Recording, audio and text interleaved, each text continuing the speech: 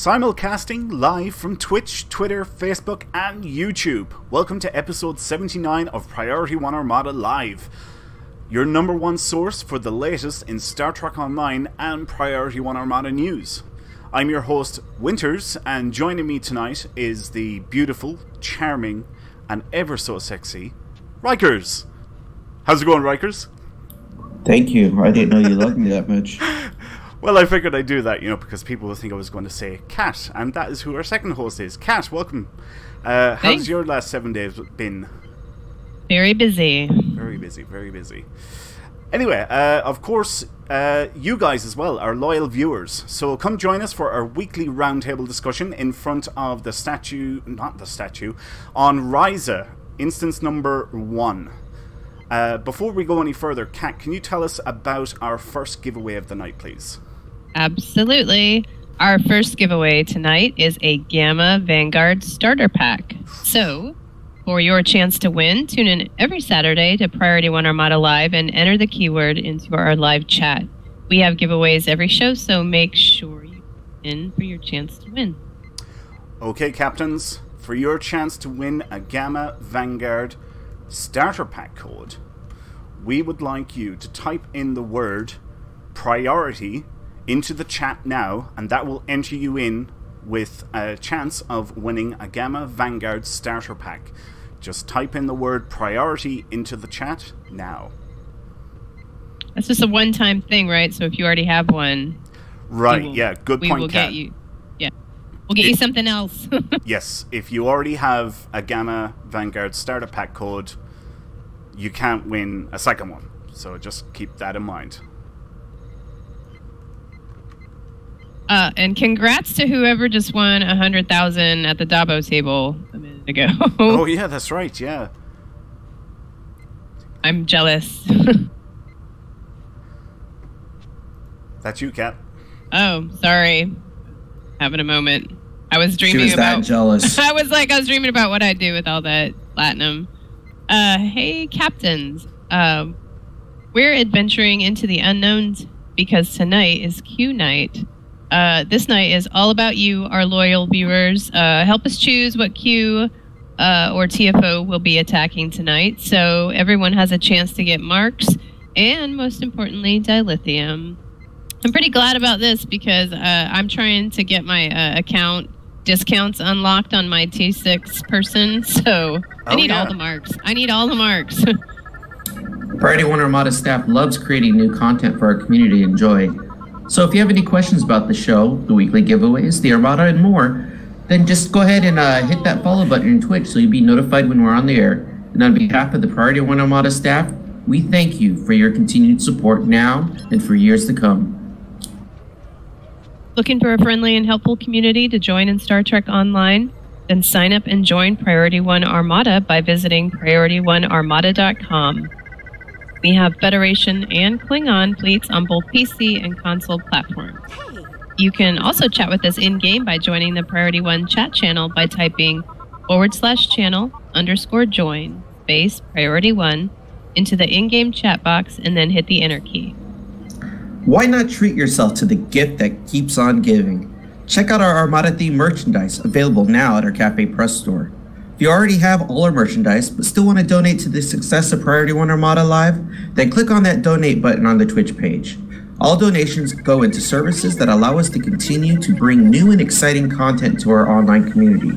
These links mentioned and more can be found below on our Twitch page. Sorry guys, I was taking a drink. I'm Irish, so it has to be done. Anyway, there's quite a lot of Stone news to cover this week, so let's jump right into it. Kat, tell us a little about the first item for tonight, please. Well, item number 1. Guess what's back? Phoenix prize packs. Yeah, baby. Yeah, so started on Thursday the 28th and goes to March 7th at 10 a.m. Pacific. Just like Zephram Cochrane's experimental vessel, the Phoenix prize pack blazes a trail into new frontiers. Purchasing and opening this promotional prize pack gives players the unique opportunity of obtaining many otherwise inaccessible items, ships and equipment, which were previously available from events or promotions as other limited availability rewards. I'm getting it together, people, I swear. Oh, hey, Tormach said he got an oh, you didn't get an epic? And then he woke up. I got an epic token that I woke up. That's excellent. Sorry, bud. I know some people... Oh, well, Farnsworth is the luckiest person. I know. I think, I mean, has won everything. Whatever you can win, has won it. Farnsworth came on to TeamSpeak earlier today, and he was like, I got an epic token and I got 3 ultra rares. And I didn't say it to him at the time, but I was thinking, I was like, I hope you choke on them. Lucky, you know. He gets all the epic ships, and I've never come across anyone that has been so lucky as he is. It's amazing. I'm super jealous, but congrats to anyone who did win, one of those prize packs from the Phoenix box. I mean, what are your go-to? What do you usually get on? Because these things are like character bound. So if you win it on that character, anything you pick, you can't trade, which is unfortunate. But what are your go-to things on each character if you're going to open a new box? RIKERS, why don't you go first? If I were to open a new box? Yeah, on say a fresh character that you've never opened any Phoenix boxes on before. What's your first thing you want for that character? Probably the red matter capacitor. Nice. So yeah, I'm pretty much the same as RIKERS. The red matter capacitor is pretty much a must-have for every character, and I'm actually delighted that this is back now again, because a couple of months ago I went through every one of my characters and I started using all my Phoenix tokens, and I had uncommons, rares, and very rares, and I started to claim all the items that I wanted. So the red matter capacitor, all the duty officers, and so on and so forth. And I got to I want to say I had 3 or maybe 4 characters left, and I ran out of tokens. So I was really glad to see it come back now, and I've been able to finish out all those characters. So all my characters now have a red matter capacitor. They've got the Admiralty card. They've got the all the duty officers from them, and I have a bunch of tokens left over now for upgrades whenever they bring an upgrade weekend again. Nice. Yeah, I am a fortunate person that had a account unlocked for my red matter capacitor. So nice. My first go-to, and one of the first events I missed out on, was the Zephram Cochrane shotgun. So that's my first go-to thing, because dang, I love that. I love that weapon. It's so awesome. Just want to give a shout out to Tech Dragons, who has just followed our channel on Twitch. Welcome to the show. Thank you very much. And also, Digitalk Kaiser has raided us with a party of 15. Welcome, guys. Thanks for tuning into the show. Nice. Yeah. Awesome. Thanks for tuning into the show, guys. Hope that you enjoy it. We broadcast every Saturday at the same time every week, and we talk about the latest news in Star Trek Online and the Priority One Armada. And then our sister production, Priority One Podcast, broadcasts every Tuesday and talks about everything and anything Trek related. Actually, there's another one, Tevanita. Welcome. They have just subscribed to us on Twitch as well, so thank you for following. Oh, thanks everybody. Yeah. So another thing about Phoenix boxes is that you get a free one every day if you go to Drozana Station and talk to the Ferengi Grim over there and complete the mission and pick one up. Yes. So you get a free one, but you can also buy them in packs for dilithium or a single. It's 4,500 dilithium. 45 for a single, and 40,000 or 4,000 if you buy a pack of 10. Right. Okay. So take that with what you will. I know I'm already down on my dilithium as it is. Right. So, well, yeah. Just let people know, just because there's also another location. You go to DS9, you can also see Anna as well, and be able to get those awards if you have never done it before. Yeah, so like Kat said, every 20 hours you can get a free one, either from Deep Space Nine or Drozana, which is cool. You get a free one. You also get Admiralty card, a one-time use Admiralty card, and I'm going to show that to you guys now. It is the Phoenix Replica Small Craft. This is actually a really, really good Admiralty card because it ignores all modifiers.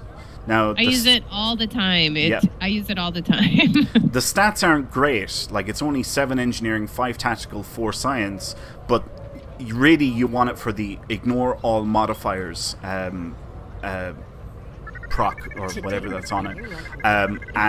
Yeah, it's only a one-time use, so the event is around for the next for 7 days, so you can pick up 7 of them basically by going there once every 20 hours. Fortunately, I already have the permanent version of that card, but I still like to pick up extras because, yeah, like Kat said, you'll use them all the time. Yeah, because there's inevitably that one annoying Admiralty where it's like every other category is like, oh, 50, I could do that, and then it's like 210, and you're like, yeah. Wait, what? Right, yeah, exactly. It's like, where are you going with those numbers? I know, and then, yeah, so I use that card all the time, and then it's like, oh, that's manageable. Sorta. Yep. Also, welcome to Novus Fury 86, the DKM 1987, and Tilefren. All of them guys have just followed our channel on Twitch. Thank you very much. And just this second, Temporal Operations has rated us with a party of 16. Welcome, guys. Welcome nice. to the show. Awesome. Welcome, everybody. Thanks for joining us. Yeah, thanks for tuning in. This is absolutely awesome. Right, there was something else I was going to say about this event. Phoenix Prize Pack, what was it? Always you can get the upgrades, you know, if you have what you want out of all the boxes, you know, just get upgrades because those are 0 dilithium. I know you spent dilithium on them, maybe, unless it's your free one, but you can get an upgrade. That's pretty good. So, the way I look at it is, alright, the best way to purchase is in stacks of 10, okay? Because then you only pay 4,000 per box instead of 4,500 per box. And that means that a Phoenix Tech upgrade is costing you at most 4,000 dilithium per tech upgrade, which converts into about 4 superior tech upgrades. So there's very little difference there. Now, obviously, if you get very rare tokens or rare tokens, they translate into more tech upgrades. So the worst you're going, you know, the worst possible outcome is getting an uncommon token. So the max that you're going to pay is 4,000 per tech upgrade. So it's still not bad. And I mean, shoot, if you get one for free and you get a very rare or an ultra rare, you can turn that into a lot of upgrades. Yeah, definitely. For free, no waste of dilithium or anything.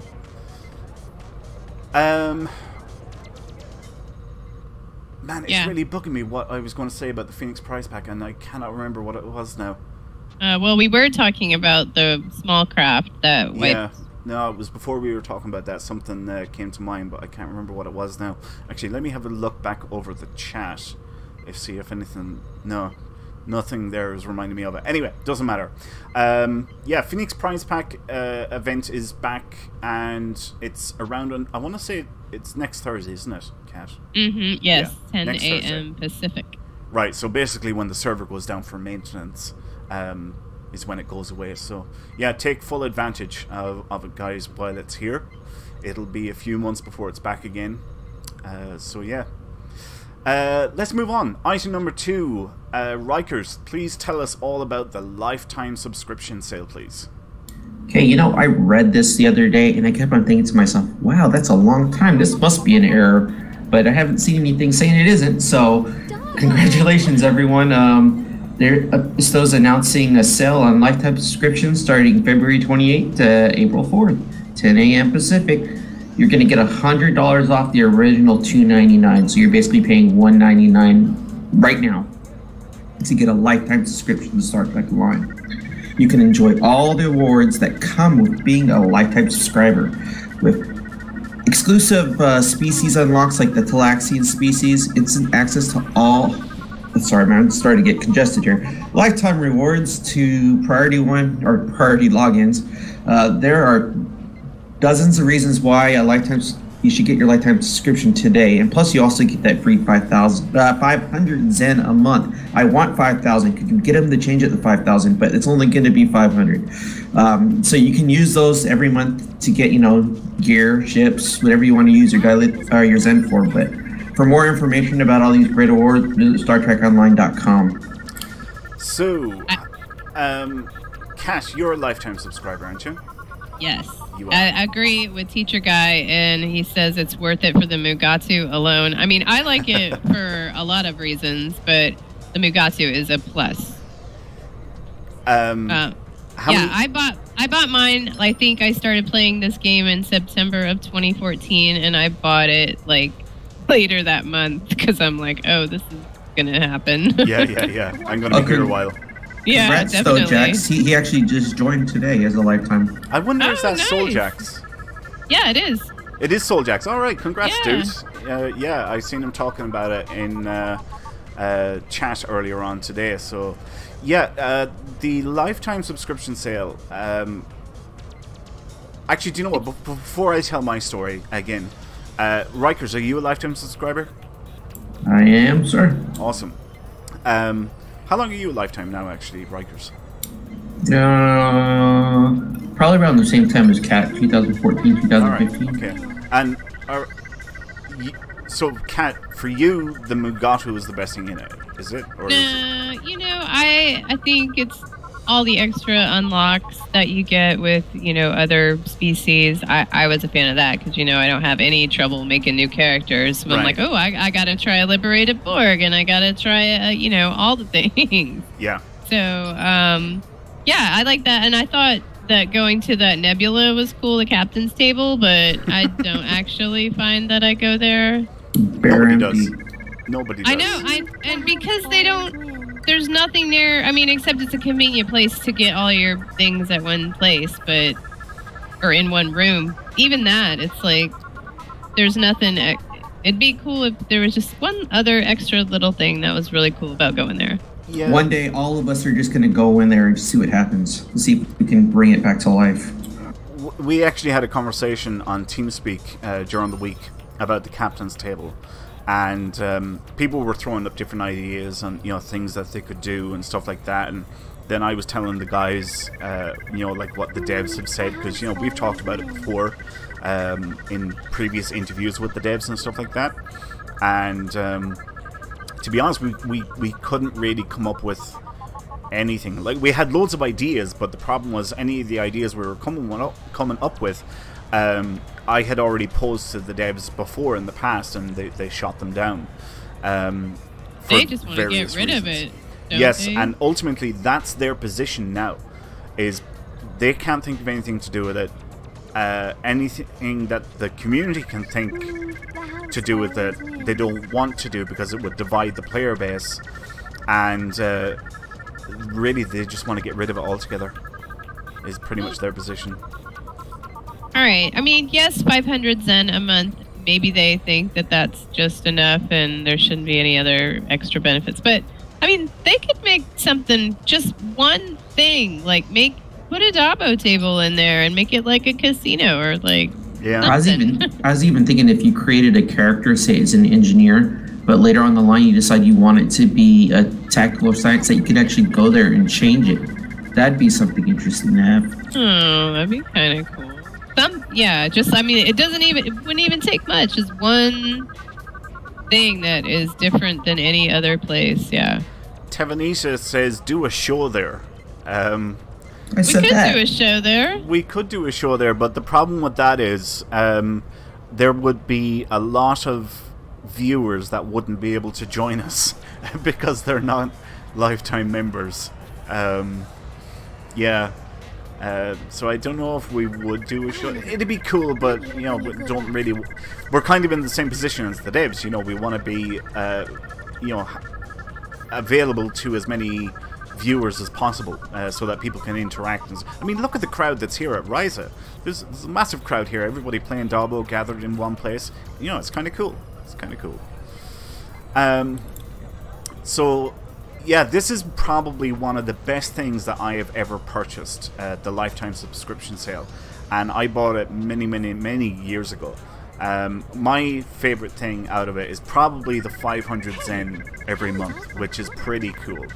You know, it adds up to 6,000 Zen per year. That's 2 T6 ships every year I can get, or a fleet ship module every month that I can get.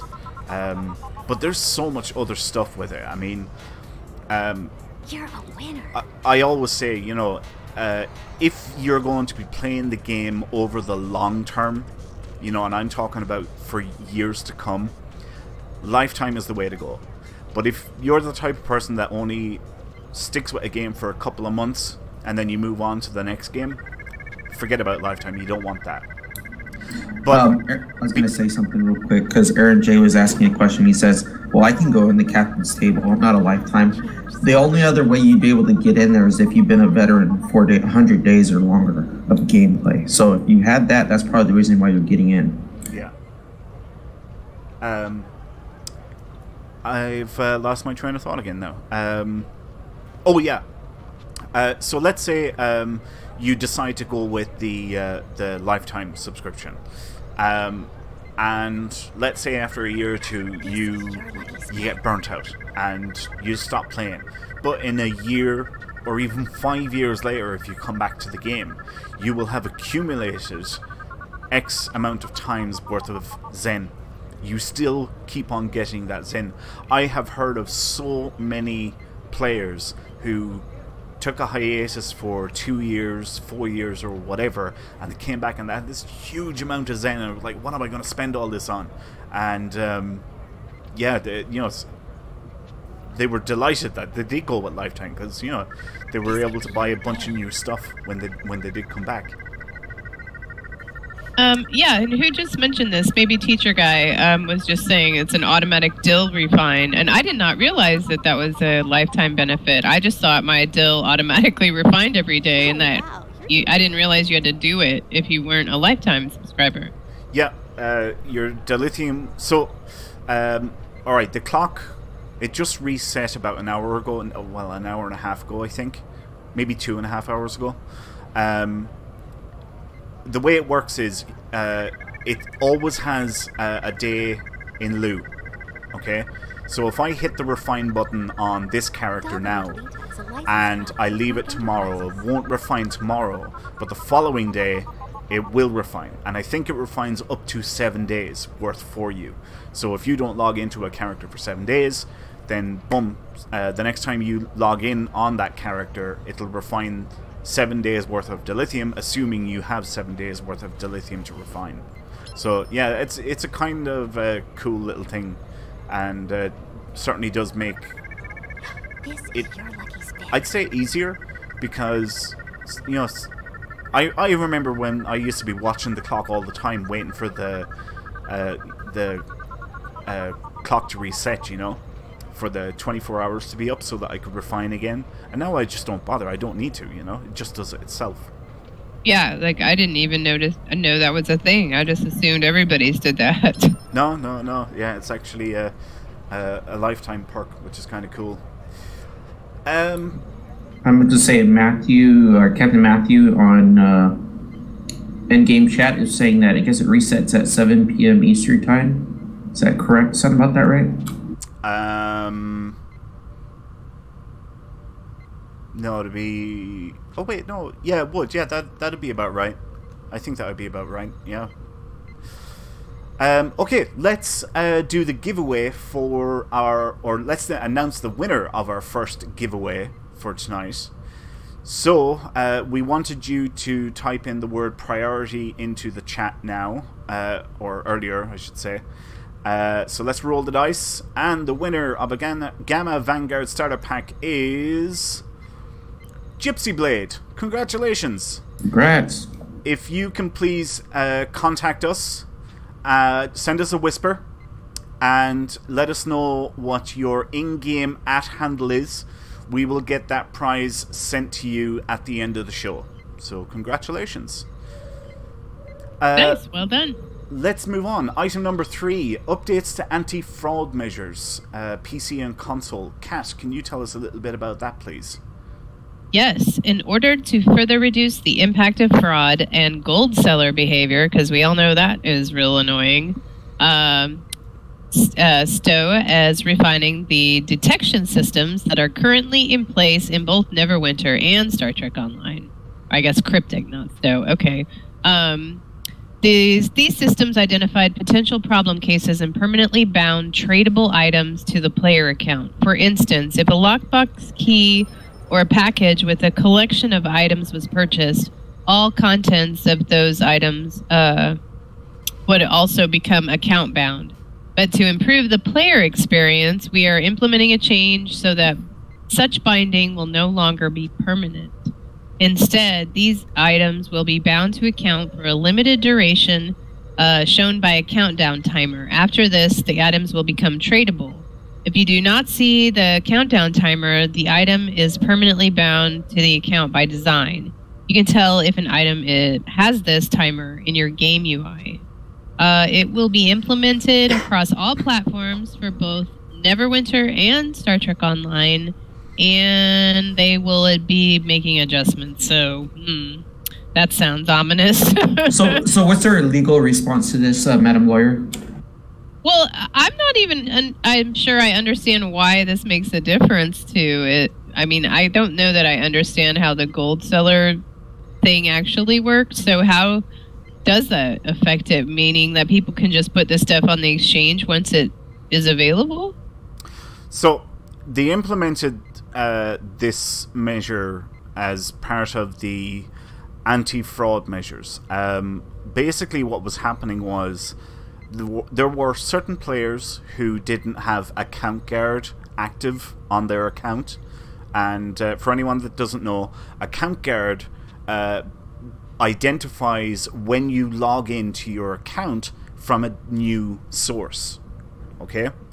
And what it will do is it will block your access until you put in a PIN code that is emailed to you to prove that it is actually you that is logging in.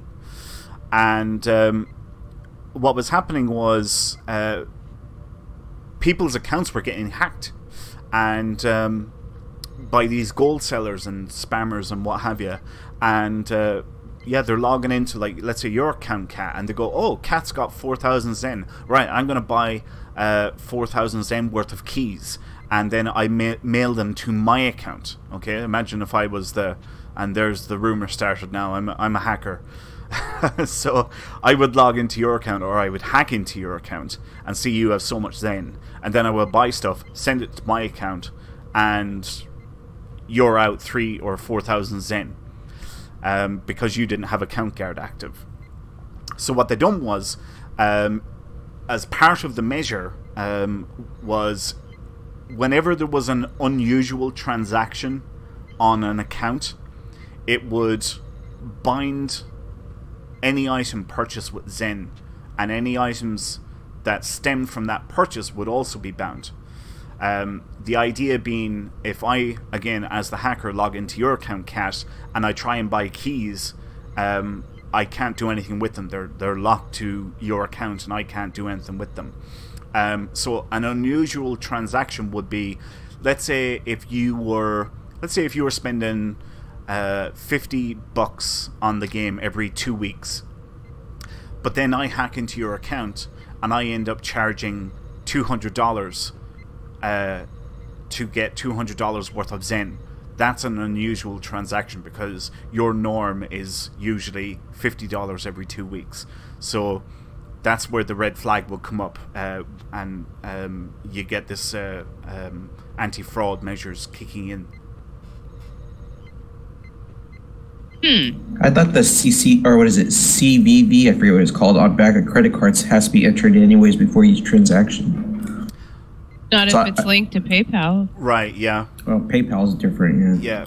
Yeah, and of course, as you know, PayPal is one of the options that you can use when charging Zen. There's loads of different options. Some of them are credit cards, and some of them are third-party services like PayPal. So this is, I would say that this is a quality improvement. So I think it's a good change or update. Thankfully, I've never run into any problems when purchasing anything, really. I've never had my account hacked, thankfully. I hope none of you guys do either.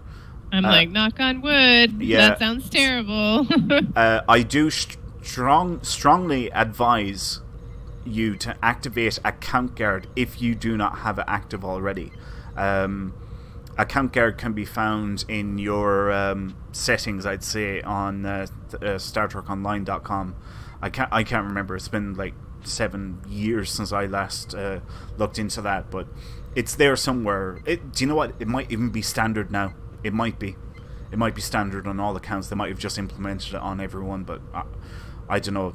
There could be a legal reason why they wouldn't force that on people, but yeah, I honestly don't know. Yeah, I think it's automatic these days. Right.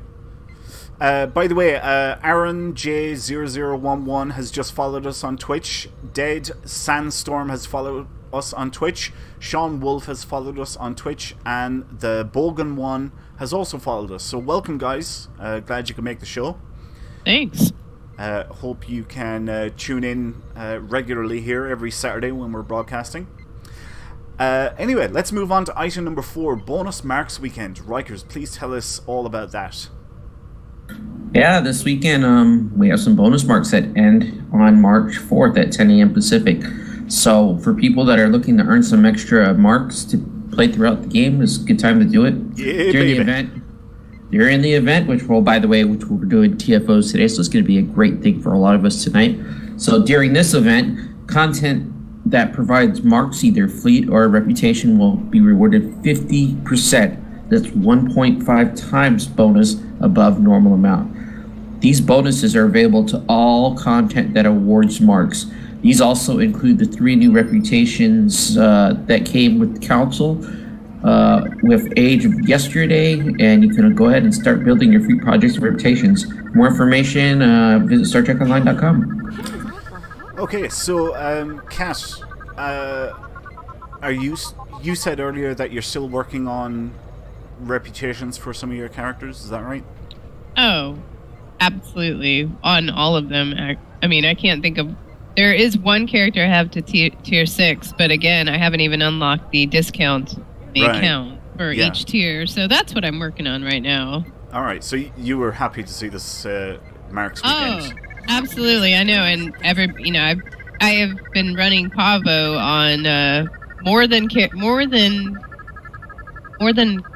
I wanted to. Right. A bunch of different characters. So I was like, oh man, that wasn't planned.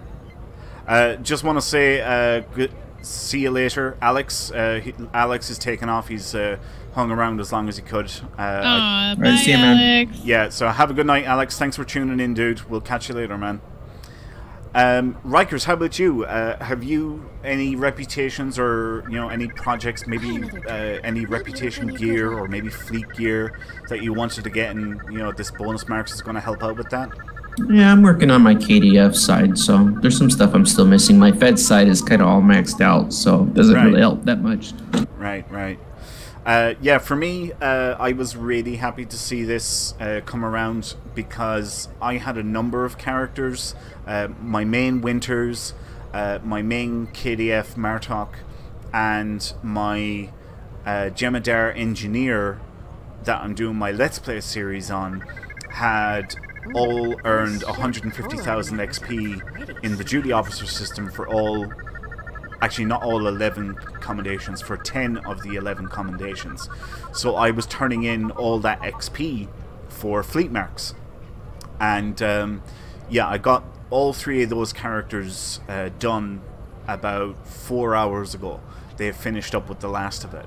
And yeah, I got like 6,000 marks per character on all 3 of those characters. I need to go do that. That reminds me. Yep. It's a really, really great way of earning some fleet marks, and yeah, I done it on 3 characters, so I was actually waiting for this for quite a while. So it seemed to arrive just at the perfect time for me. Awesome. Right, let's move on to item number 5. Kat, can you tell us all about Priority One Podcast's 400th episode, please? I know. How cool is that? So Yeah. Star Trek Online showed the podcast a little love this week. In their news items, announced, all about the 400th episode, which was a great time. I don't know how many of you guys were around for that, but that was a good time that day. So Priority One, if you didn't know, a Roddenberry Network podcast, has been one of the best Star Trek podcasts of the last decade, and in tandem with our show, Priority One Armada Live, they create some of the best coverage of Star Trek Online and, Star Trek news generally. So we had this big party. There was a 12-hour long live stream that was a charity event that raised $1,701. Well, more than that, but that was the goal, and that happened later in the night, and that was really cool. Yeah. And also, in addition to that, some of the podcast hosts got to visit Cryptic Studios, and they interviewed pretty much everybody, I think, and everyone should go check out those podcasts because there's some pretty interesting items to learn. So there's a huge 2-part, episode celebrating the 400th episode, which we came out with like 8 years of podcasts. And Yep. I know, Winters, you've been around for a good part of that. 4 years I have been associated with Priority One. That's amazing. It's actually over 4 years, longer than that. Well, that's awesome. Well, I started listening to the podcast, and I loved it. It's really interesting. So, yeah, as Kat said, Priority One Podcast celebrated their 400th episode. Part of that celebration was some of the cast actually going out to Cryptic Studios, and as Kat mentioned, interviewed nearly everybody. Like, literally nearly everyone that was in Cryptic Studios that day. Went in for a day, and they done like I think it was like 7 hours worth of interviews. It was crazy. Yeah, long day. Yeah, it was a really, really long day for them. Even though I gladly would have gone through it because I'd love to visit Cryptic Studios. I think that'd be so cool.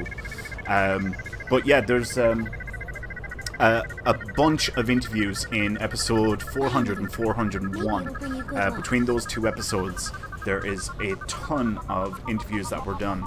And then as part of the 400th celebration, we kind of teamed up with them a little bit, and we decided to do a 12-hour marathon live stream. And as many of you know, because you were there, we had special guests on. We had people like Larry Nemechek on. We had Al Rivera on. We had Elijah, Kenna, Anthony, Henry, Tony Hunter, and all these people on. And we were doing tabletop games. We were playing Star Trek Online. It was just a really jam-packed 12 hours. And part of what we were doing in the 12 hours was raising money for the Children's Philadelphia Hospital, and that was done through Extra Life, and the goal was 1701, and we managed to just get slightly over it just as we were coming up on the end of the 12 hours, which was absolutely fantastic. It was brilliant, and that money went straight direct to Extra Life, which goes straight directly on to the Philadelphia Children's Hospital. So it was a huge success, and in no small part to you guys, the viewers. Definitely made it a huge success. Thank you all for everyone who tuned into that and had fun, and we gave out a ton of prizes. We gave out I know. It was a huge amount of stuff. Oh, tons of stuff.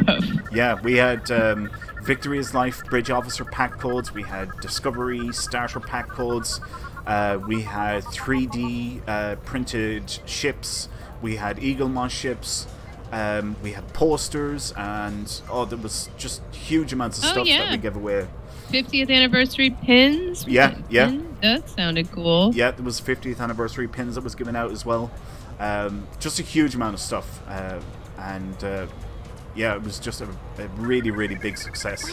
And we'll be doing more of those in the future. Definitely, we're not finished with them.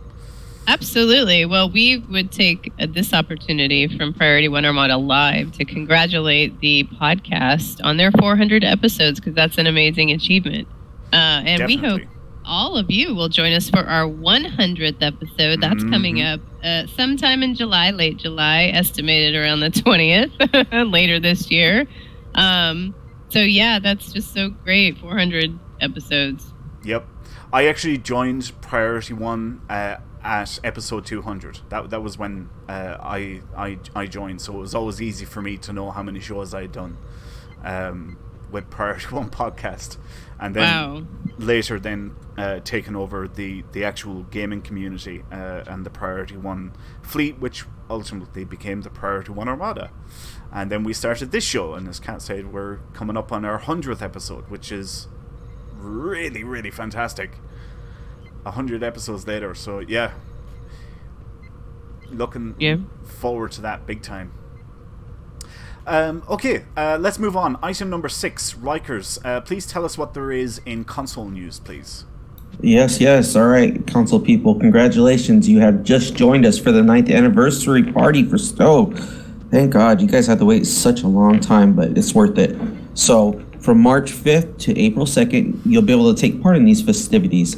And some of the activities includes, of course, the Omega module stabilization game. And if you've been watching the past couple of shows, you've seen Winters just kind of annihilate it. So I'm not even going to go there. But basically, it's just a mini game. You go ahead, try to score some Omega traits and build stuff up to get yourself some special Omega upgrades if you want, or you could sell whatever you want to do with them. But that's part of the game in order to get your 9th anniversary certificates, or whatever they were called, to get the what I'm going to talk about right now, which is the tier shake.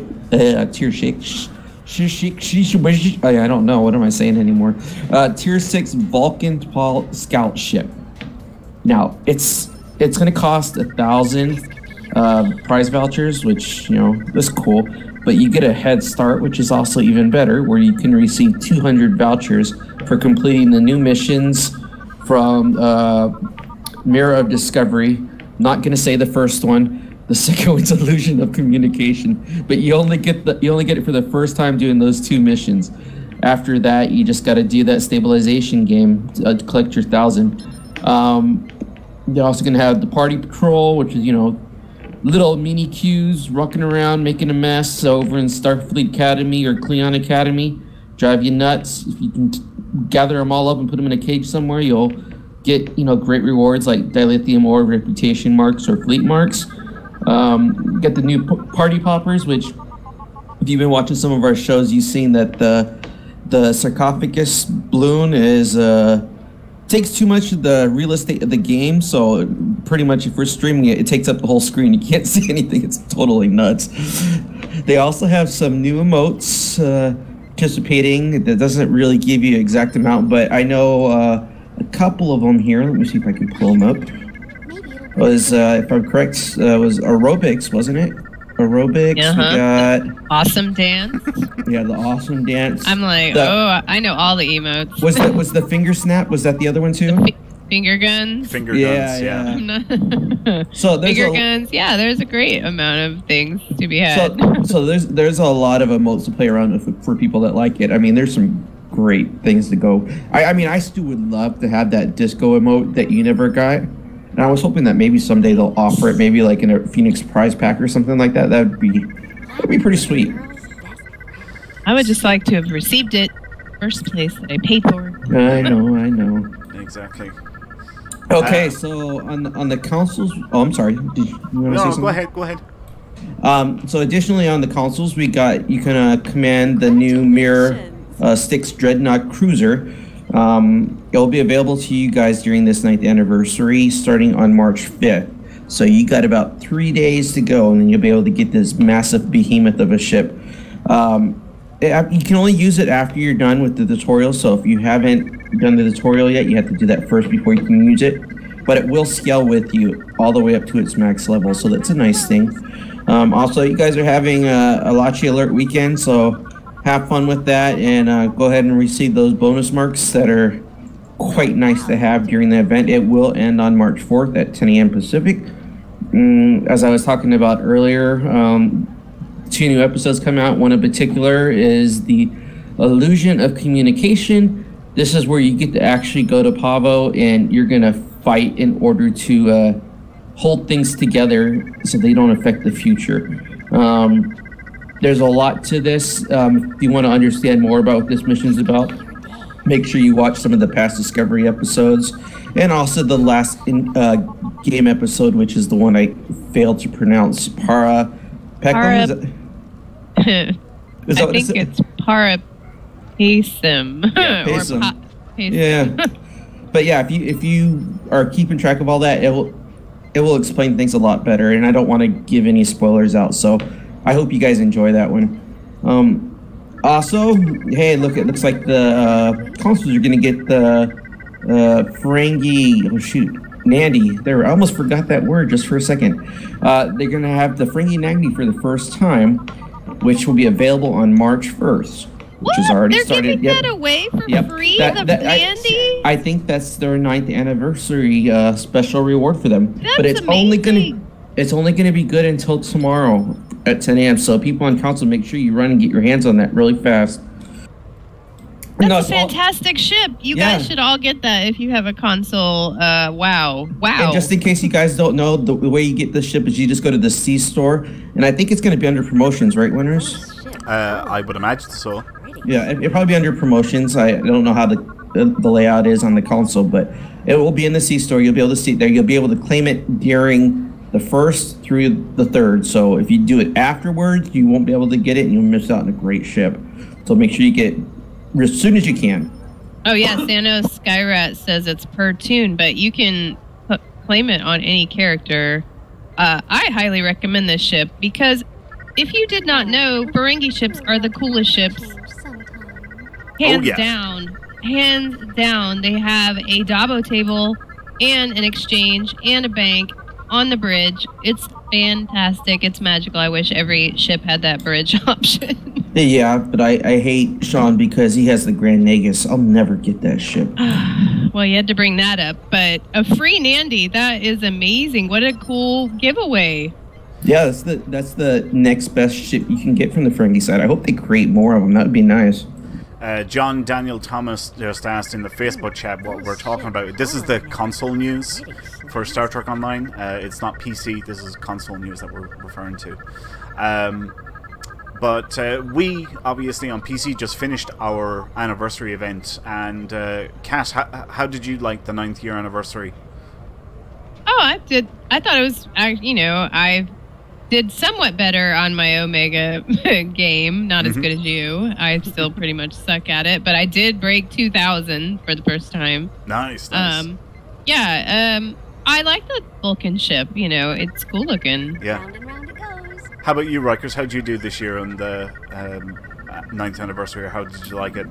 Yeah, it was fine. I mean, I've always had an issue doing that stupid mini game. I could never get anywhere close to what you can do. So it's like, man, I wish I could have all the stuff that Winters had. How come it's so hard to do? And I've been changing mouses and everything in order to try to beat that thing. And, oh my god, really? Well, Tormox10 said in the Twitch chat 2 or 3 minutes ago, Winter's Omega skills were weak this year. Apparently. How many Omega upgrades did you end up with? Let's just ask that question. So I ended up with 393 Omega Tech upgrades this year. But Tormox, I believe, will end up with double what I had. What? Yeah. Really? Yeah. Well, Jason Smith says you're not human, you're a Borg, so it doesn't count. Nightweb said, Winters, You should demonstrate the Omega Molecule minigame for those on console. Unfortunately, I don't have a console, so that's out the window, and I can't demonstrate it for them. They can go back and watch our episode from 2 or 3 weeks ago when I demonstrated it live on here. Oh, yeah, but they don't have a mouse. Man, I know, yeah. If I thought I sucked at it on PC, I can only imagine how bad I would be on console. Oh, God, it's definitely a learning curve. So Stojak said, did I spend 23 hours a day during the event? No, but you see, I know I'm blowing my own trumpet here, but like I rarely got less than 2300. I could very consistently get the max score of 2700, and because of that, I would always end up with the max possible reward, which is three traces and 1 sliver. So the stuff built up fairly quick. Now, don't get me wrong, I did put a lot of time into it, but nothing compared to Tormox. Tormox went off the deep end. In my opinion, he just went off the deep end with them. What did he say? I got my real data to farm them. Yeah, he says he's not as fast as you, though. I don't know. I just find that mini game very challenging. I don't know how you do it, but it is magical to watch. It's definitely it's mind-numbingly boring. And look, I said this already as well. I just put on a movie or watch a TV show or something while I'm doing it, and I just zone out. That's how I get through it, because oh my god, it's just mind-numbingly boring. It really is. I don't know about you, Kat, but if I were to put on a TV or something to watch while trying to play that game, I wouldn't get a single one. Yeah, I'd be like, what just happened? Oh, I missed up like 17 in a row. Did I even start? I didn't see anything come up. Whoops. Thanks, Fujins, for that message. He says, thanks to his video, it made it a whole lot easier. So I'm glad you found it helpful. That's absolutely fantastic. And awesome. Baron Von Zola says, I was feeling good having 50 Omega Tech upgrades. Listen, I think I maybe have 10, not even probably, but whatever. So, yeah, right. In order to make 1 Omega Tech upgrade, you need 27 red, yellow, and blue traces. That's 81 traces for 1 tech upgrade. It's a bit of a grind. I think that the reward payout should be slightly higher, because like you have to get a score of 600 or 700 before you even earn a second trace, which in my mind is completely ridiculous. You should be getting 1 trace at a score of 100 and a second trace at a score of 300, in my opinion, and keeps on going up like that until, if you can get a max score, you potentially have all the way up to fragments. But look, that's just me anyway. They're not likely to take that on board. Yeah. So for the last topic for a console, you guys are going to be able to get the tardigrade now. Now, this is the non-combat tardigrades. So the adoption agency's finally at your center. Get your tardigrade and get them over at the Lobby store. Choose whatever one you want. Smarty, Skipper, Party, Art, and the Lieutenant. So if you want more information on anything that's going on at the consoles, visit StarTrekOnline.com, and don't lose hope, because soon you will have the combat version of the tardigrade and you will love it. So Captain Terrell says in the Twitch chat, Summer Event ship has been rumored to be a Vorgon flavored Grand Naga ship, with the caveat being you can't replace the leopard print on the ship so everyone can see you're a cheapo. If they do another Vorgon ship, I'm quitting the game. I don't care. I'm sick to the teeth of Vorgon ships. There's like you said that last year. 2 Vorgon episodes in the whole game. It doesn't make any sense to me. Why would you keep doing that? I know. I'm just so sick of Vorgon ships. Do you know what? I've actually made a note of it. So the next time I'm talking to probably Al or Thomas from the dev team, I'm going to beg them, please, no more Vorgon ships. Give us some Ferengi ships. I'd take anything, just not another Vorgon ship anyway. Definitely not another Vorgon. I mean, I would so love to have a Borg ship. I haven't had a Borg ship yet. That's just me. Yeah, you and the rest of the community. Yep. So let's move on to item number 7, which is patch notes for the 28th of the 2nd.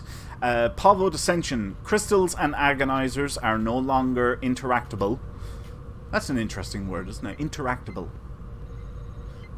Anyway, when the mission has been completed, adjusted various rock placements that was causing them to float. They resolved an issue that was causing the Universal Kit Module Crystal Prism to not appear properly on lower resolutions.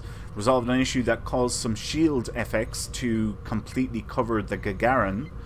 Under Systems, activating rebounding resonant frequencies, Vulcan to POW console, no longer triggers a 15-second share cooldown with some bridge officer abilities. Resolved an issue with the console universal approaching agony, where the damage cloud was expiring after 20 seconds instead of the intended 40 seconds. Updated the cloak on the Macha and Ku to use appropriate effects. Resolved an issue that caused the intertwined tactical matrices trait to activate the buff from protomatter matrix infusers, and resolved a typo in the Universal Kit Module Crystal Prism tooltip. You know, if all these words are using, I should have a college diploma in English or something. I don't know how they come up with the names for some of these things. I mean, very techno-babbly. It's not that. It's just, I hate it when they come up with names for Romulan ships and Klingon ships. Like, I don't know how do you invent some of these words, you know, especially for a different language, you know, that, well, Klingon does exist. Klingon is an actual language now. But they probably give it to one of their kids. 3-year-old says, "Tell me what this says, son." Tables it. Yeah. I don't know. Right, moving on to item number 8, Armada news. TFO Tuesday is once again this coming Tuesday. If you're looking for something to do during the week in Star Trek Online, then you are more than welcome to TFO Tuesday. This is a Priority One Armada members-only event where team leaders will lead teams of 5 into random task force operations. These missions will be run in rapid succession for at least 1 hour, but may be extended based off demand and or availability. Teams will fill up fast, so it will be first come, first serve.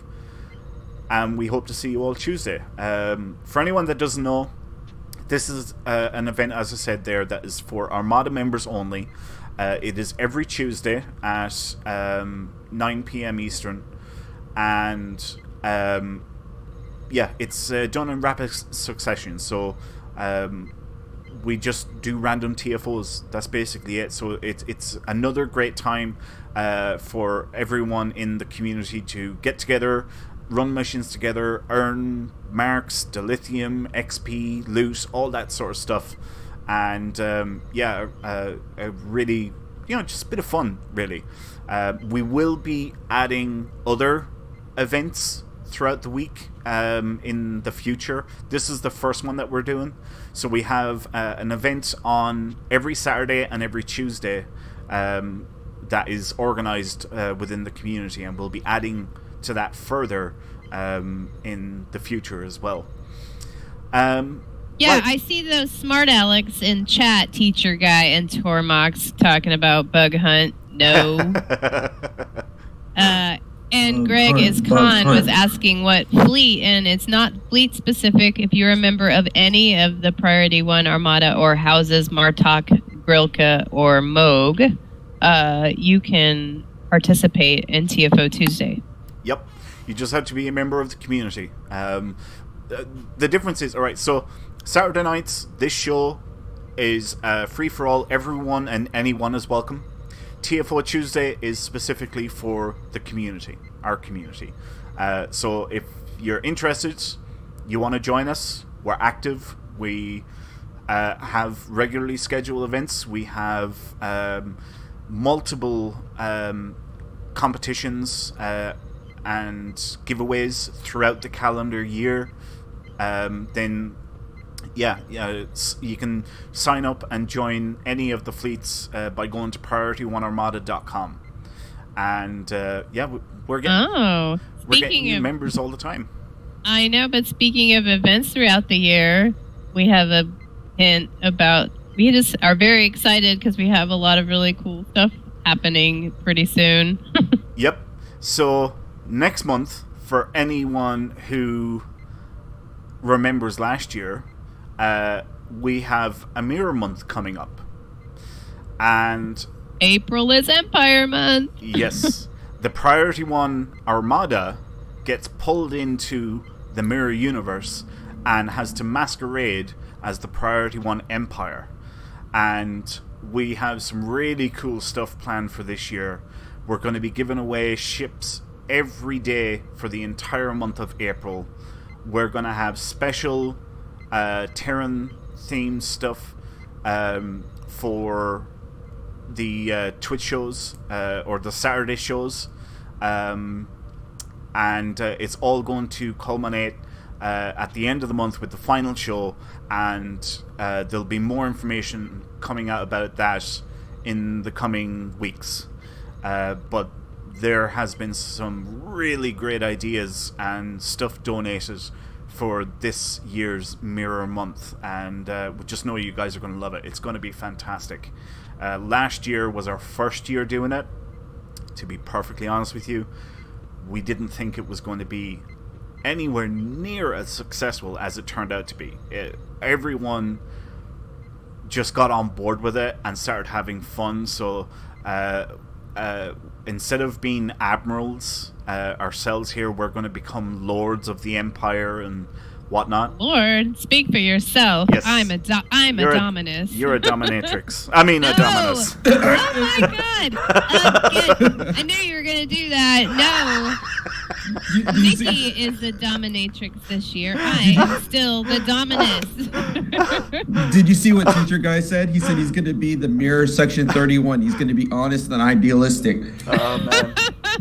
Hey, that's awesome. Oh man, that was too funny. I love your reaction every time, guy. It's not a dominatrix.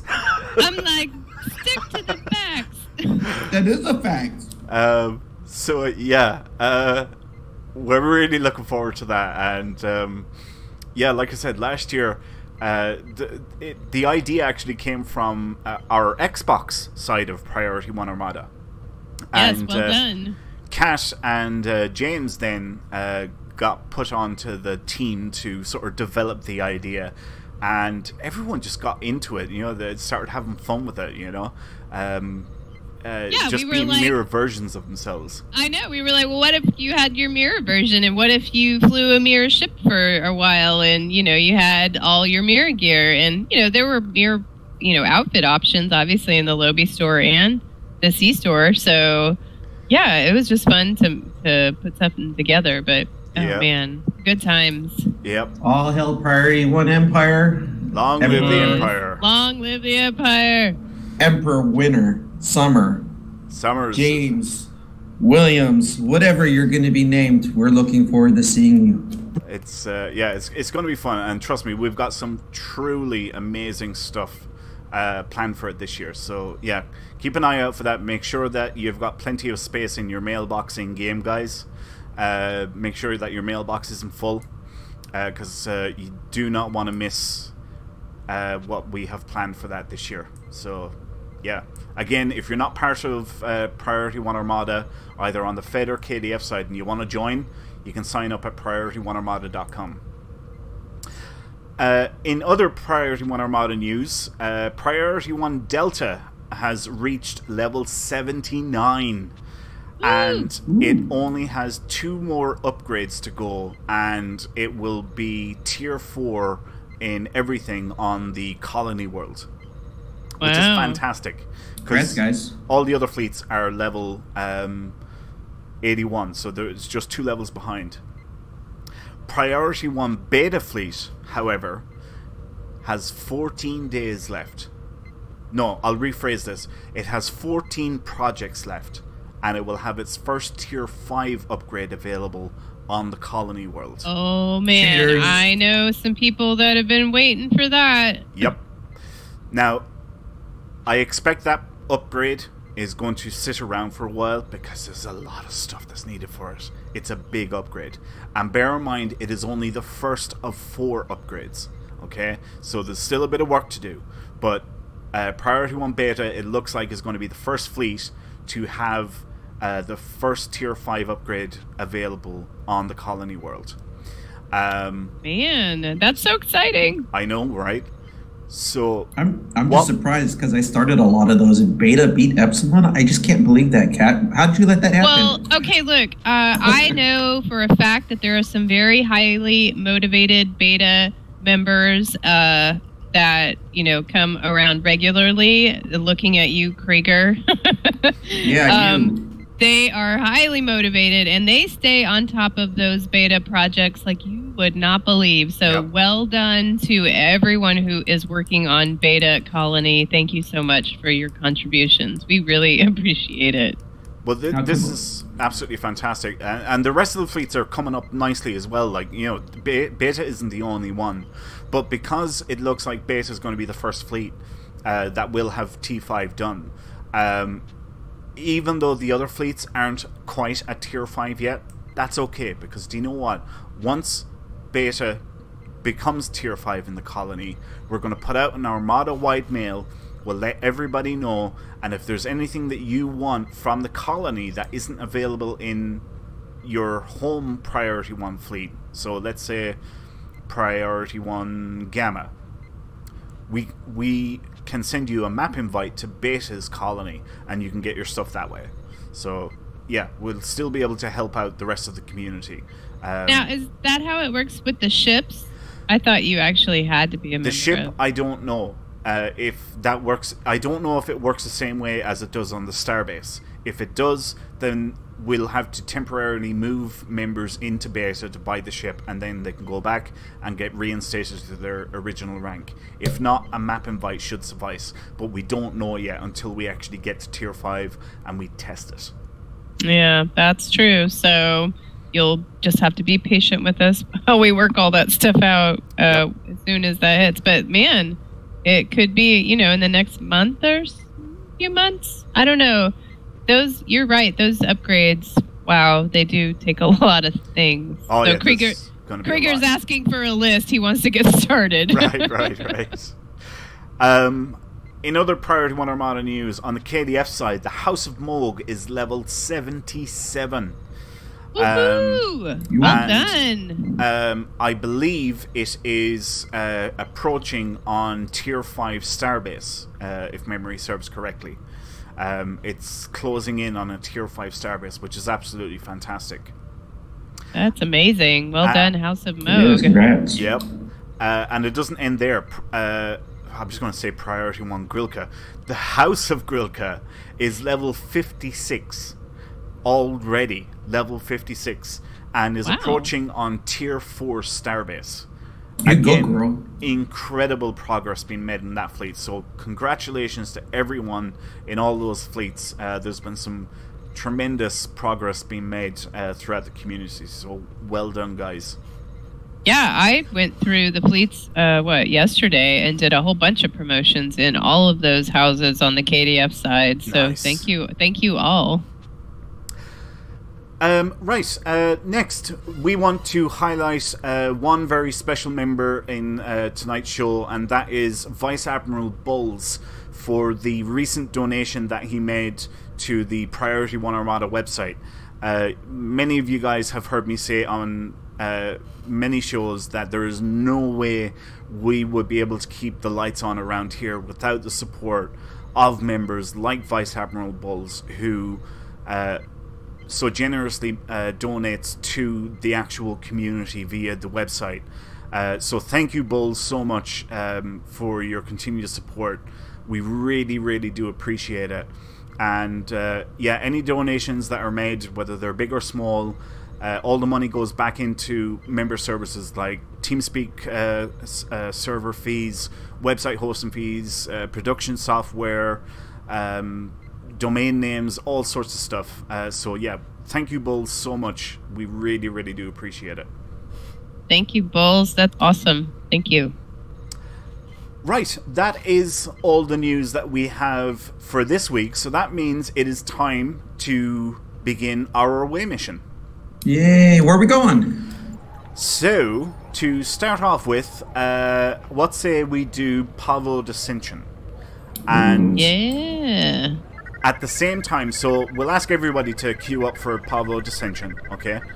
And we will ask all of you guys right now to type in chat, what queues you want to run. What TFOs do you want to run? And we'll pick from the list, and we'll go from there. And I swear, if all you guys put Bug Hunt, I'm going to be mad. Bug Hunt. Put it down on the list, please. Bug Hunt. The queue ground. I'm going to run other things. Let's see if I ended up with any... Oh, hey, I got bulls. Alright, I'm joining Pavo Dissension now. And so am And I've already got the pop-up. Good luck, everyone. I saw that, Mose. See, that was an invitation to put Bug Hunt. Yeah, Kat, you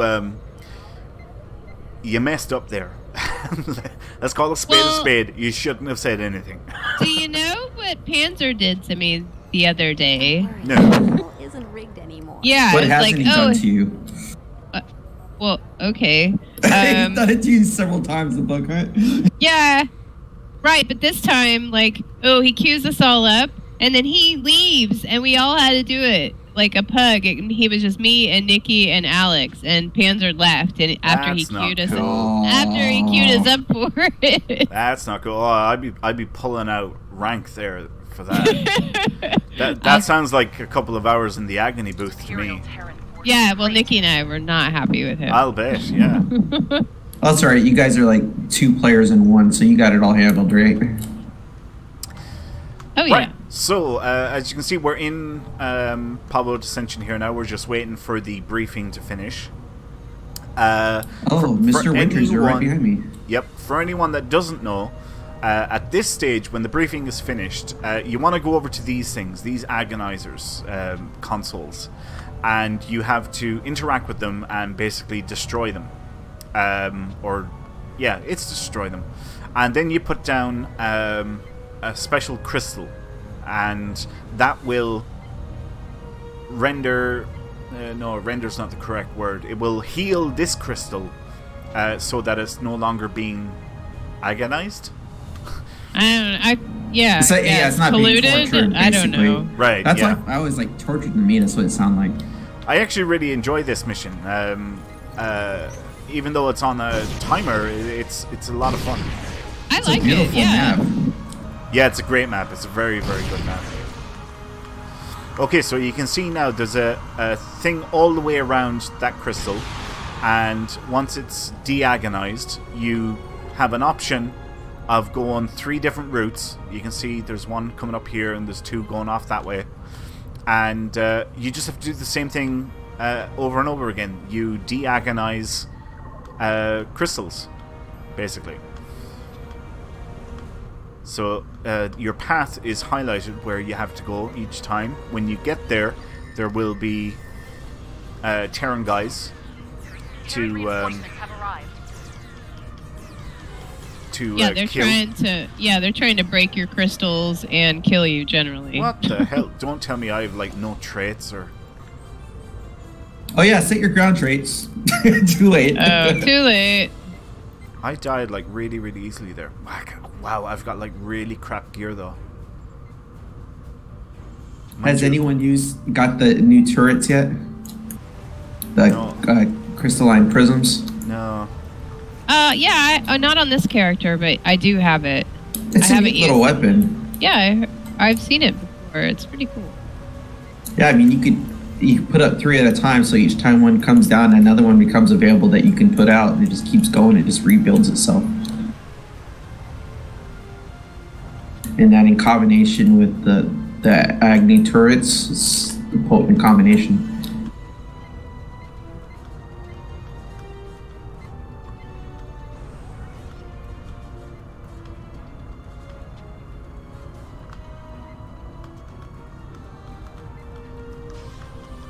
How you doing, Kat, on your team? It's good. It's I think Bowles is the only person from the Armada here with me, but yeah, I think it's better when you split up or like, go 3 and 2. Oh yeah, for sure. Unless someone, says they want a solo. Well, this one kind of requires a little bit of team effort because not one person can do this all by themselves. They'd just be overtaken. I think some engineers, if you had enough turrets and whatnot to throw down, you might be able to do it. Or so I hear. I can't do it by myself. I know that much. Takes 2 to tango. I like running through the cave, and yeah, I really do like this map. It's really cool. And if you look over the edge, like if you're by the ocean, there's like a crash ship in the in the distance. Yeah. I know that was really nice. I like that. I tried to get over there, but I was never able to get past the waterfall. Oh yeah, I'm always trying to do that. Well, I kept on thinking, hey, maybe that's an accolade, like they've done with some of the other maps where you find this abandoned ship. You know what I mean? Right. Fortunately, no. No, but it's still very beautiful. I do plan to find all its secrets about this map. So one of these days when I'm not playing it, and I'm maybe do it in, I don't know, is this even in the Foundry yet? Does anyone know? I don't know. I don't go into the Foundry that much, but I hear that it's a handy place to get your endeavors done. Yep. But I would like to just go ahead and open it up in the Foundry and start playing around a little, see what the map really looks like, and find all its secrets. Because there's like a lot of little areas where you can just hide inside like caves and whatnot. It's kind of cool.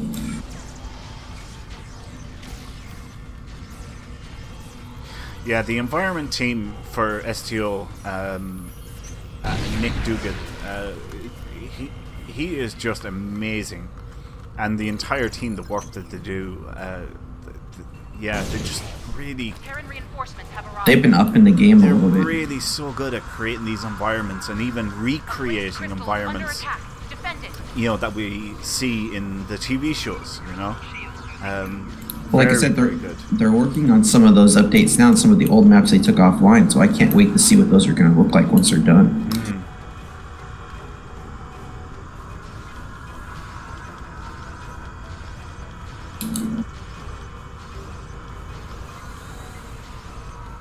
A placed crystal is under attack. Defend it. It's one of the few opportunities I get to use my Emperor's sword. Might as well kill these officers with it. You know what I find that I use my fidget spinner of death quite often on this map. It's pretty sweet. It is. I just don't like that whole 6 to 8, where you can only hit within that particular spot. Well, I find that sometimes those Terran guys sneak right up on you, so it's not really a problem. Well, no, yeah, it's good for like stuff behind you and they're within the area, but like when you're trying to use it for a frontal attack, you always keep on moving forward and then they move away and then you have to try to get back in the area again, and it just, it sucks trying to keep that in match. John Daniel Thomas asks, where are you guys? We've jumped into a Pavo Dissension, is where we've come into. And yeah, we want you guys to suggest what TFOs to do. So yeah, type that into the chat and we'll jump into the next TFO as soon as we can.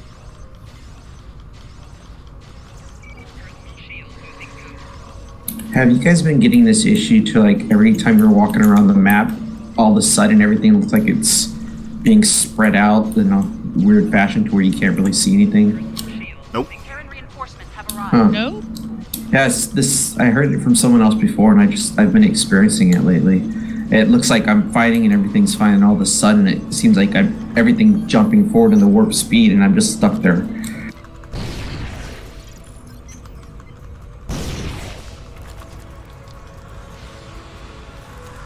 A placed crystal is under attack. Defend it. Wow, someone wants to do advanced competitive, huh? It's not one of the most popular ones, but we can do that. Well, Binary Circuit is the best elite queue to do in game because it's a PvP TFO, and technically there is no fail conditions on it, so you're guaranteed to get an awesome payout when you complete it. because you're only playing against the other team. So even if you lose against the other team, you haven't failed the TFO really, and you get a really, really cool payout. Down for that.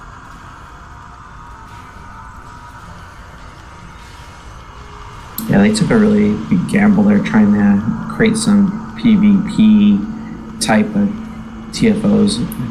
I wish it would have really picked up a little, but a lot of people just didn't care for them too much. A placed crystal is under attack. Defend it. I wonder what they could have done to make that type of gameplay better and still, because, I mean, really, there's not many places you can do PvP matches. Yeah, I don't know. I think they should let us do PvP ground on Andoria. That'd be cool. I mean, it's kind of set up, right? Yeah, it keeps on saying you get those warning messages. Be careful where you walk or something like that. Yeah, I'm It's, like, challenge me. Yeah. I'll oosh on you. I was going around that whole time trying to... You ain't going Ushan on anybody. Yeah. A placed crystal is under attack. Defend it. Yeah, we could do the competitive one. That might be fun. I always need those marks because you can get a cloak with that outfit when you do the whole ground unlock. Right. I've never found the cloak. It never showed up for me, even though I have it at T6. Really? It's a dual shoulder. Are you sure you're picking the right thing? Maybe collar? But it just shows up as blank. I don't know. It might be a game bug for me or something. That's bad. A placed crystal is under attack. Defend it. At least they didn't do that for the new mirror uniform. I love this uniform. Ooh, me too. Terran reinforcements have arrived. Do you guys have a spot that you stand at the end when you beam back to the fire? I usually go up the hill a bit so that I'm right there at the corner arch area so I can get them from all angles. Yeah, me too. A placed crystal is under attack. Defend it. Winters must be in like a mega battle. He's so quiet. No, I'm just concentrating on what I'm doing. Oh, okay. Good excuse. How's everyone else doing in the game right now? Did you guys finish your map cat, or are you guys still trying to capture? Oh, we're at the end. We're at the end part. Yeah, we're just about to start the end now as well. Reading Terran transporter signals near the spire. Yeah, we have a pretty good team. Awesome. Good luck on leveling your new tune, Novus. Oh yeah, that's always a pain. It's so rewarding in the long run, isn't it? Yeah, Winters, It's did we a sense mention of accomplishment. that you were fortunate enough to receive a Styx Dreadnought that you're going to put on maybe a new character? Oh, you're gonna give to me? Yeah, so Captain Bosch from the Priority One Armada was kind enough to give me a Mirror Styx ship, T6 ship. That's awesome. Yeah, I honestly I couldn't believe it that he sent that to me. So it's going to have to go on. It's a mirror ship, so it's going to have to go on not a Winter's character, but a Summer's character. And I'm probably going to have to create a new tune for it. Well, yeah, it'll have to be. It's an Emperor ship. It has to go on the Emperor. Right, exactly. Does it have its own bridge, or is it just a pre-stock I haven't bridge? unboxed it yet. I think it's the same bridge. I don't know though. I Does kind of anyone wish have they had that? it from the show. That knows? would be cool, and you're able to walk around it like with the. Be cooler the if we trader ship had it was. the Emperor's cool trench coat. Oh yeah, totally. John Daniel Thomas asks on Facebook, what is the best ship in the full game? Honestly, there is no such thing as the best anything in the game. Nope. You can make any ship viable if it's built properly and built into its strengths. That's the thing about Star Trek Online that I found hardest to adapt to, because when I came to Star Trek Online, I was used to playing games where there was an ultimate weapon, and it was the best weapon to get, hands down. That was it, end of story. But with Star Trek Online, it's about combinations and set bonuses and stuff like that, and seeing what works well with certain items or layouts and stuff like that. Really, it's not about the weapon; it's about the person that controls the character. Right. It's about what you want to do with the build. And I know some people might say, "Well, I just want to kill stuff," but you might want to do that in a specific way, or you might have a certain play style. So there is no best ship, there is no best anything, there's no best weapons in the game. There's just flavors. There's a variety of different flavors when it comes to weapons. Yeah, it's like there's no best. It's just what you like to do and what works for you. And how do you play it? Yeah, I mean, but there's plenty of people out there that will help you like figure out, hey, do you like just use your beams and use fire at will and stay kind of far away? Exactly. There's people out there that will help you, if you just ask. So always feel free to ask questions in game, or if you're stuck on something or have any questions, anyone is around to help. I didn't even know we finished it, Winners. I thought we still had one here that was agonizing. Yeah, no, we certainly did finish it. Yeah, we finished ours. Excuse me. Well done, everybody. Well, good job, guys. Thank you. Right, will we try binary circuits, so? Sure. What do we want to do it on? Elite. Advanced? So everyone just queue up. Everyone queue up for binary circuit. It's a competitive TFO, and do it on elite difficulty. Alright? Because remember what I said, there is no fail conditions on this TFO, so you should always be doing it on elite difficulty. You're only playing against other players. There is no way to fail the mission. Is this the ground one? It is the ground one. Okay. So you have to do the thing where you walk across the floor. Exactly. Okay. That, yeah. The Billie Jean floor, I like to call Billie it. Jean. Actually, it is funny. Yeah, I'm thinking about the music video. That would be fantastic. We should do a video about that.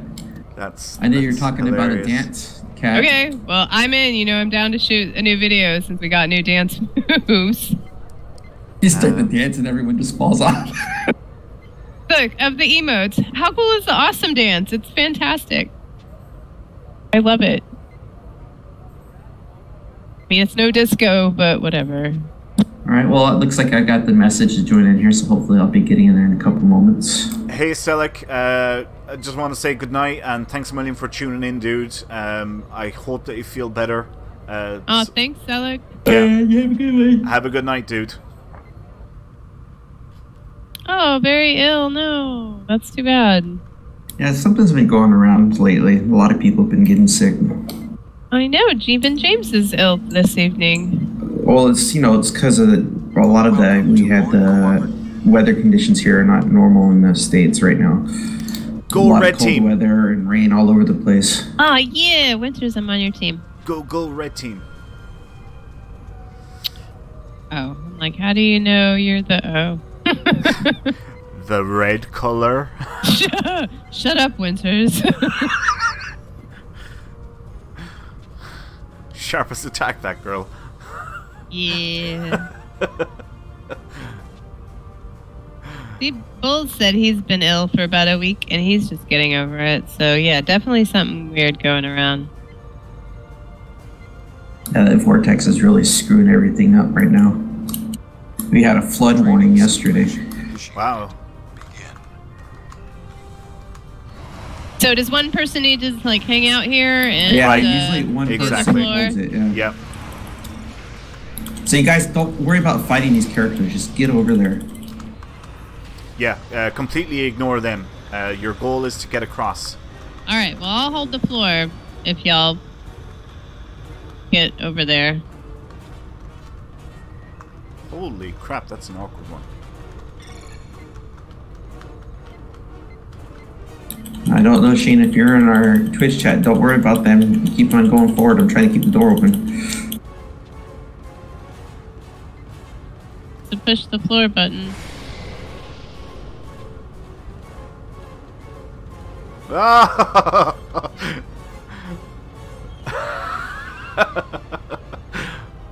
What happened? Did you die? No, not me. No, I just see somebody else on our team. They went off the edge. Oh no!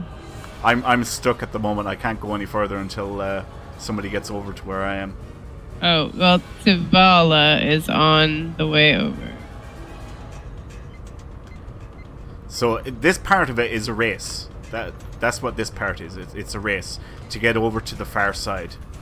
Yes, someone needs to turn on the... Yeah, there you go. Good job, Shane. Blue team beat the first challenge. Oh no, the blue team won. That sucks. Don't worry, we're not far behind them. Thank you. If I'm fighting against you guys, you're gonna lose. You know that, right? Holy Hannah. I'm dead. What? What just happened?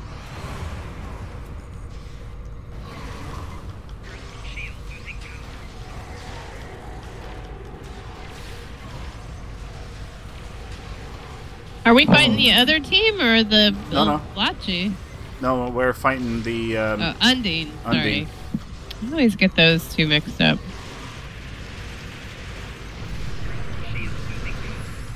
It's the blue electrocution balls. Ah! Whoa! Oh, I didn't make it. Alright. Oh, I hate this part. I always get... No! Oh no! Oh no! Oh no! Ah! I went into slow mode for some reason. I was running and it was like, you know, an action replay.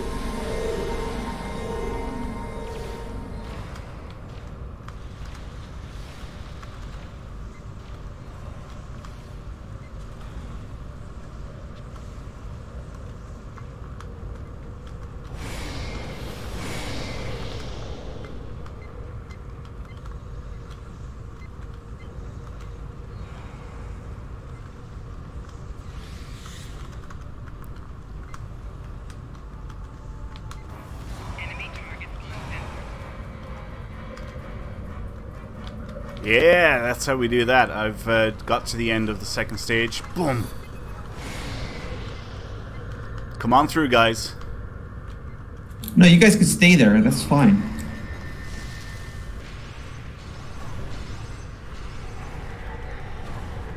We're all lost. I like died and it looked like my character curled itself. Oh wait, That's a I little think baby. we found our way out.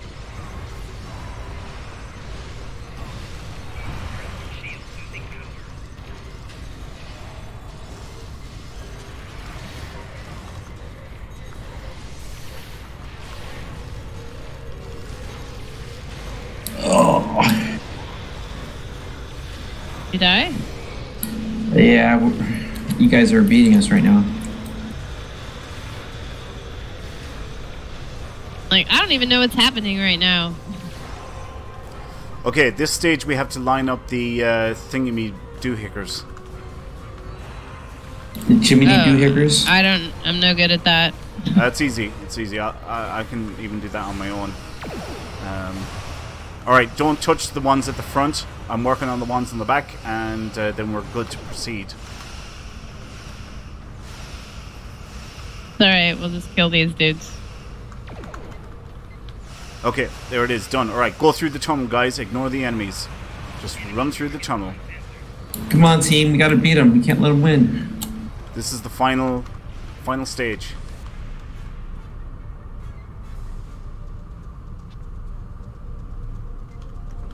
The blue team beat the second challenge.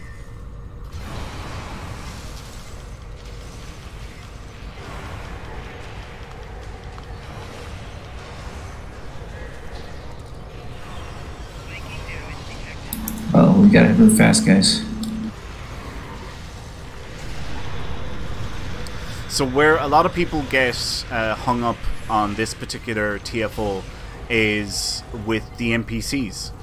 You know, they try to clear the map and kill the NPCs when really they don't have to, you know, because you're competing against the other team, and the objective is to, you know, get to the end before they do.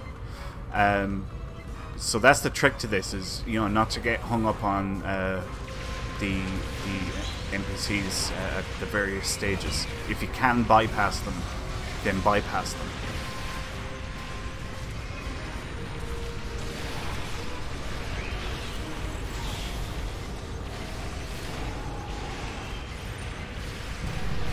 Oh, someone changed it, didn't they? Oh, what? This is it. Guys, This is I the have it all last. set up. This is the last bit. Spawn mother, that thing can just not. Nature Guy 01 asks what map we're on. Well, we're currently in a TFO, and we've all met up on Ryza. We're on Ryza is where we're meeting up in game. And Nature Guy asks that on YouTube. Thank you for asking. Yeah, tonight is Q night, so we're doing stuff that people want to do.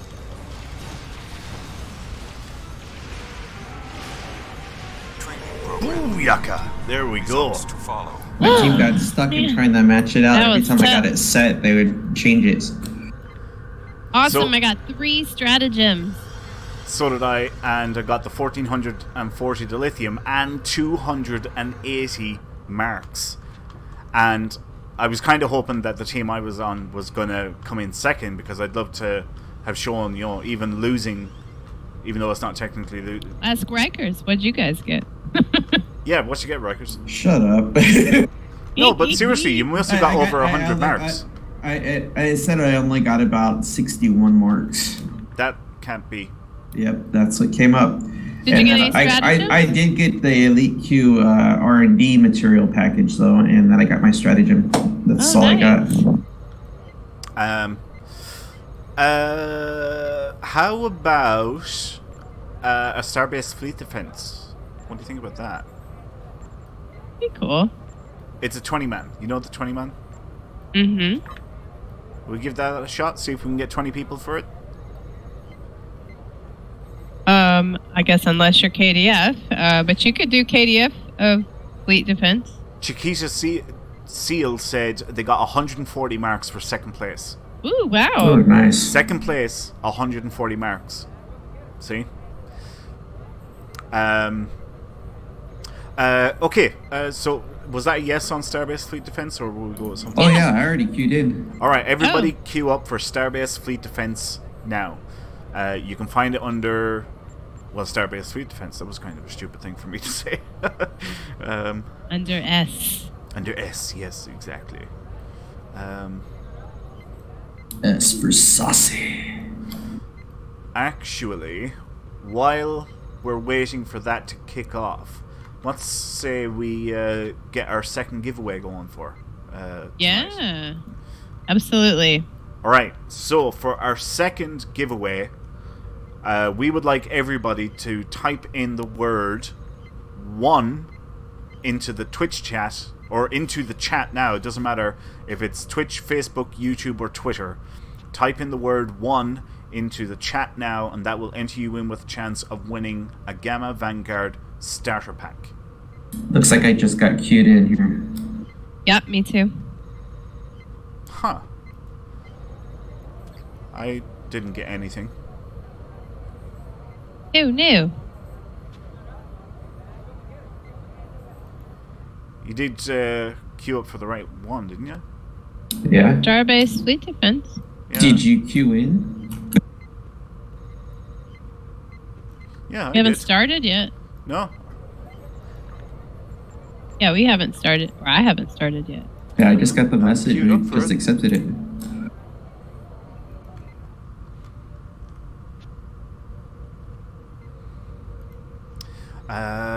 Yeah, so type in the word 1 into the chat now, and that'll enter you in with a chance of winning a Gamma Vanguard starter pack. So best of luck to everybody.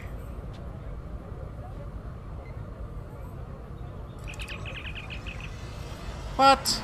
It looks like it's bringing me in now. Yep, me too. I bet crap. RIKERS. I must have been late to the party. Must have been. Someone's got a Sticks in here. Who's that? Lane Headman. Cool. That's right. awesome. Well, Ginormous ship. I'm gonna queue up for Crystalline Catastrophe, so advanced. Hey, Bulls is in here again. Claudia and RIKERS, I don't see you. Actually, do you know what? Can you guys make good radio for like 2 minutes? I just want to take a quick bio break. Is that alright? Yeah, absolutely. Yeah, go for it. Alright, back in a minute. RIKERS, I'm who's on trying your to- team?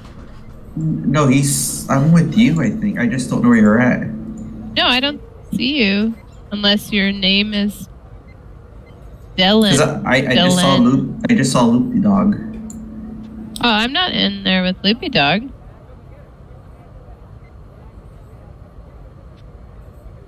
Huh. But I am in here with Bulls. Thekla. That's not you, is it? No. Oh, I see Locutus, Picard, Jaquita. Oh, maybe you are in one of these. Maybe just not my immediate team. Oh, I see. Yeah, I see a Lotus Picard. He's right in front of me. Oh, cool. There's Boss with the Stargazer. Cobrius. Awesome. Bunch of Priority One.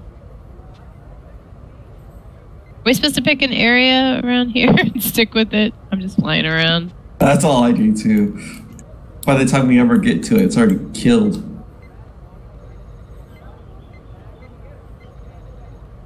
What ship are you flying? I am flying a T6 Temporal Destroyer on my Romulan. It is amazing. It's like I don't even see a temporal destroyer. It's a little, it's small, but it's awesome. It's like, it's small, I'm hidden, you can't find me. Yeah, but it hits hard.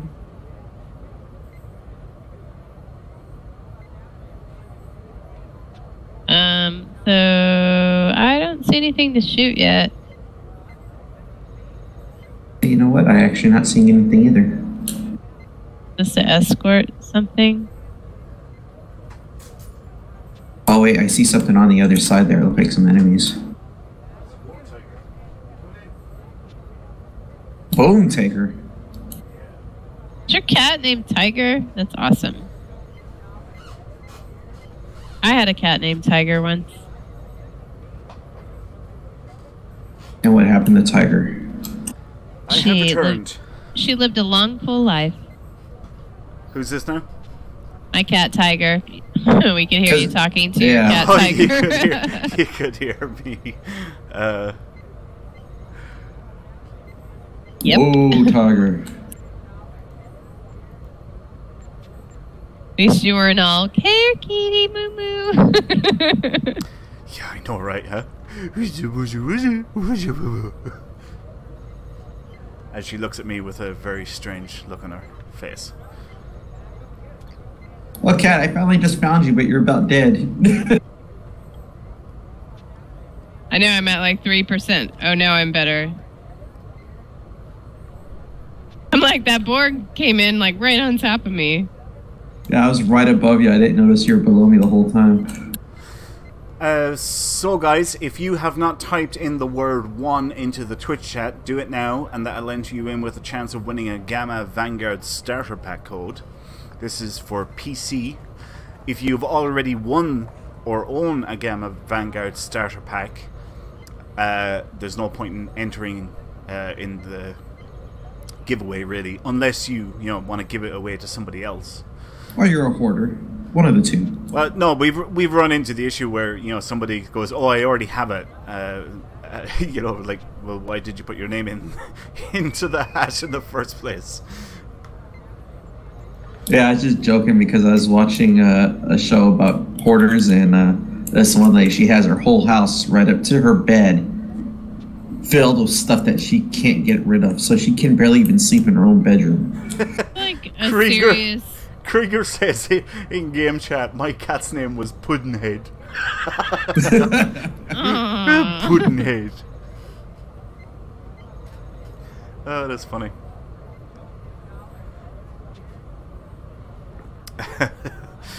Oh, Thanos Skyra had a dog named Tiger. Aw, that's like on the Brady Bunch.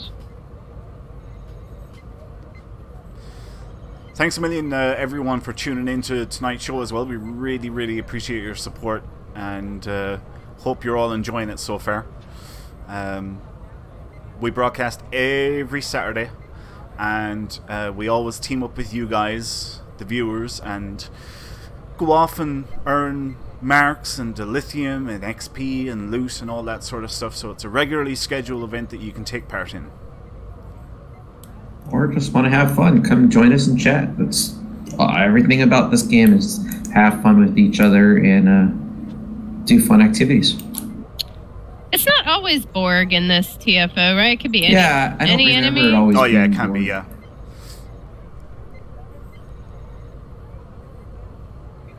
Yeah, getting your crystalline match. Just getting into it now. I don't expect it. It's going to take very long. It's a crystalline. Man, my hard endeavor for the day is destroy 60 Herc frigates. Oh, mine was easy. I just had to do physical attacks on the ground. So when we did our first TFO, that's where I got it.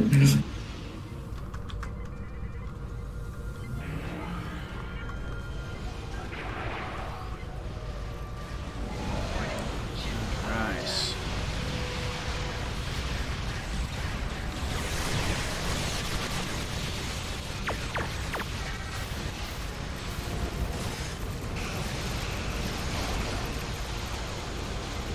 Oh, look, Spork's on.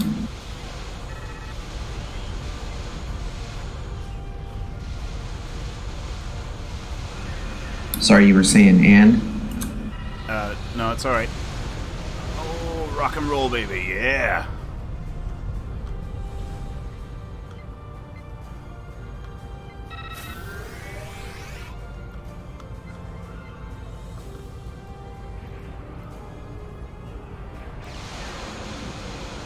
And there's my hard endeavor done for the day.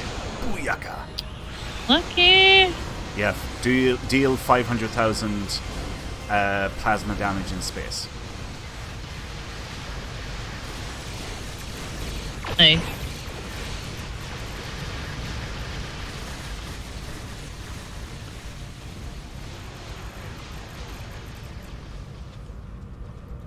So, did any of you guys watch Discovery this week? I sure did. What'd you think? Me too. I loved it. About spoiling it for everyone. So, Yeah, I thought it was great. Yeah, I'm not going to talk about it, but I thought it was good. I think I need to watch it again. I think I must have been tuned out because... Yeah, I can't even remember what the episode was about. Oh, well, you don't remember the bit at the end where you're like, oh my god! Yeah, no, I didn't pick up on anything. Oh, well, we can discuss later if you want, but if you didn't pick that up, then there's definitely an Easter egg bit at the end. Alright. I'm gonna have to rewatch it then. Yeah, that's what I was mentioning earlier and when we were doing the opening. So if you guys are playing the game and watching the show, then it'll all make sense shortly. I'm really interested to see where they're going with this because it could go. It's pretty. Yeah. Hey, maybe they'll actually correct things. You know what I mean? Because that's where it seems like it's leading to.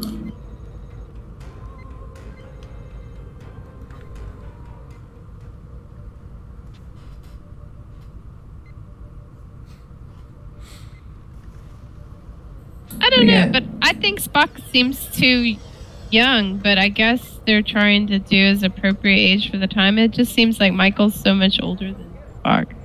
Well, I thought she was supposed to be. Yeah, well, I guess so. It's just, Vulcans are long-lived, so I always just assumed Spock was so much older. Because when he was on the Enterprise, it was his young years. Teacher guy says, I literally yelled at the thing at the end, Cat. I know, right? Where I'm like, oh my god! Very good. Yeah, but they're starting to get a little bit better. I mean, I still wish, it was as good as what I was watching with the Orville the other day, but it's getting there. It's not as bad as it was in its first season. I don't think the Orville was bad in the first season. I really enjoyed the Orville. I'm saying Discovery. Oh. Oh, well, I thoroughly enjoyed the first season. Like, I am not going to lie, because I loved me some Lorca. He's not going to go out with you. He's dead. That Lorca? Lucius Malfoy, huh? And Are you a fan of the Harry Potter movies? Yes, I'm like, you give me a bad guy, and I probably like them. Oh, right, okay, so it's starting to make sense now. Kat likes the bad boy. That's why she likes to be enchanted. Yeah. Yeah, but I really do like Discovery this season. Yeah, I even like Ash Tyler. I feel like, I love a tragic hero. Come on, he's a tragic hero. He's cool. I mean, I just like everyone else is like pretty much shaven and taken care of, and he's just allowed to go around and act like he can let it all hang out. You know? Okay, yeah, man bun though, not so much the good idea.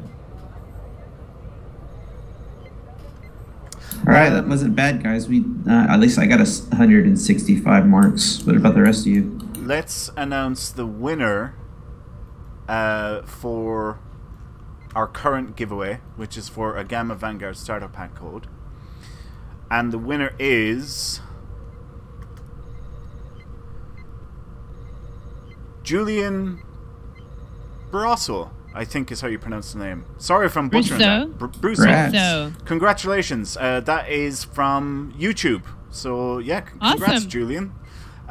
If you can please contact us and let us know what your in-game @handle is, Julian. We'll get that prize sent out to you at the end of the show. And, yeah, congrats again. Well done. Enjoy in good health. All right, so what's our next TFO we want to attempt? Yeah, I actually don't know. We didn't really pick anything. Random is kind of dangerous, isn't it? Sure yeah, is. You might get bug hunt. Or you'll not be teamed up with anyone at all. Or gravity kills, which is almost equally as horrible. Right. Jaquita Seals asking about any chance of counterpoint. Now, counterpoint's not counterpoint. so bad. Yeah, okay. Counterpoint then. I actually need to go refill this glass of wine. So y'all queue up, and then I'll queue up when I get back. Or I'll queue up for something shorter.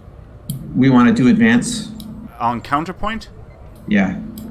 That sounds tough. Okay, it's going to be counterpoint, guys. Do you want normal or advanced? And Julian, don't forget to contact us and let us know what your in-game @handle is. That's all right, I'll very be important. Right back. I'll be right back. Yep. Okay. All right. Yeah, we need to know what your in-game @handle is so that we can send that prize on to you. Well, winners, go ahead and choose one for us. No one's really saying. Oh, someone said advanced now. Tebanisa says advanced. It's not hard. Counterpoint's Calvin easier. Flory says advanced.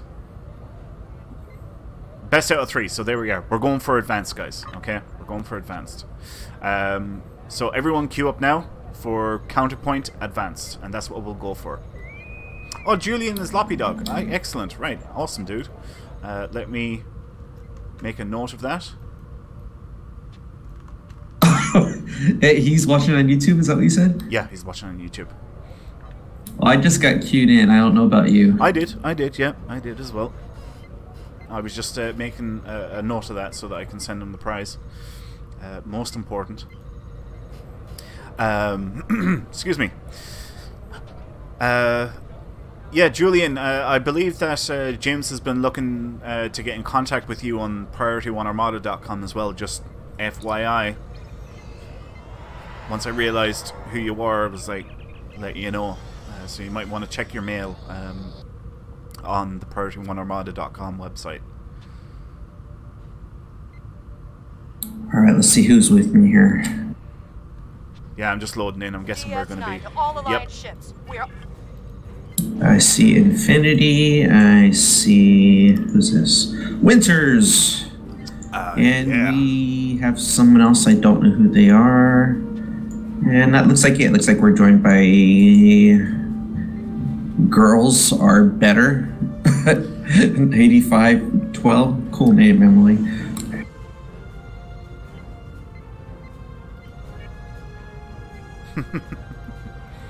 There's a fleet called that. Girls Are Better. Yeah. Well, there's also it's a girls only club I've seen. There's quite a few. Yeah, it's like it says no boys allowed. That's what it was called. No boys allowed. Yeah, I know them. I keep on wondering how many people are actually boys pretending to be girls. I'm sure there's quite a few. Yeah.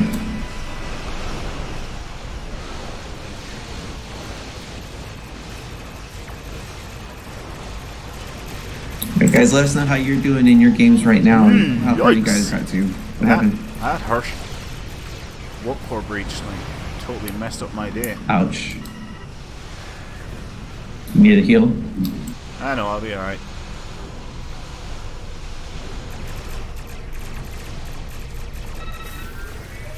You know, I so wish that they had DS9 helping with the fight as well. Yeah, that'd be kind of cool. It's like, I don't understand why it would just sit there and let us fight the battle for it instead of defending itself.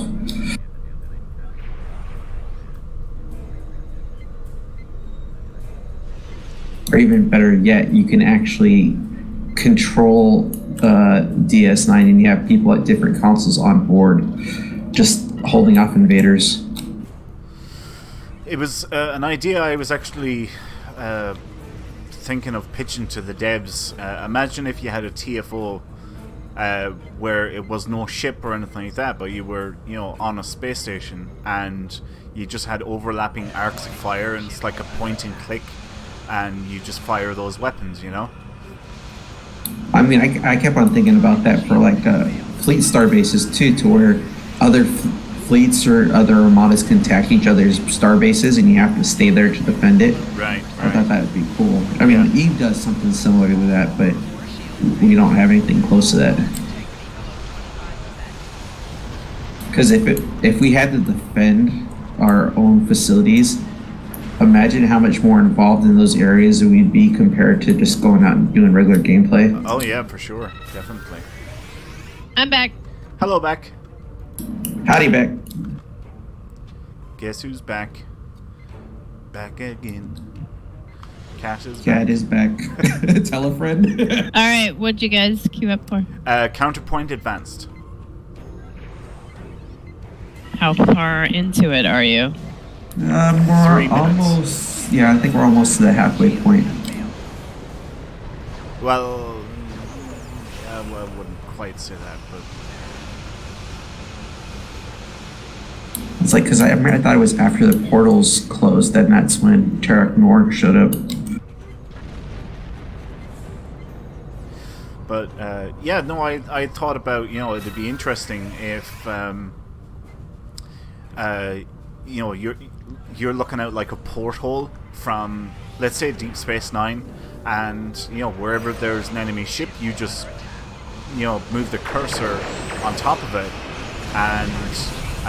you know, right click is energy weapons and left click is torpedoes. And, you know, you're essentially the station along with 4 other people taking on ships. But I don't know how that would work into builds and stuff like that.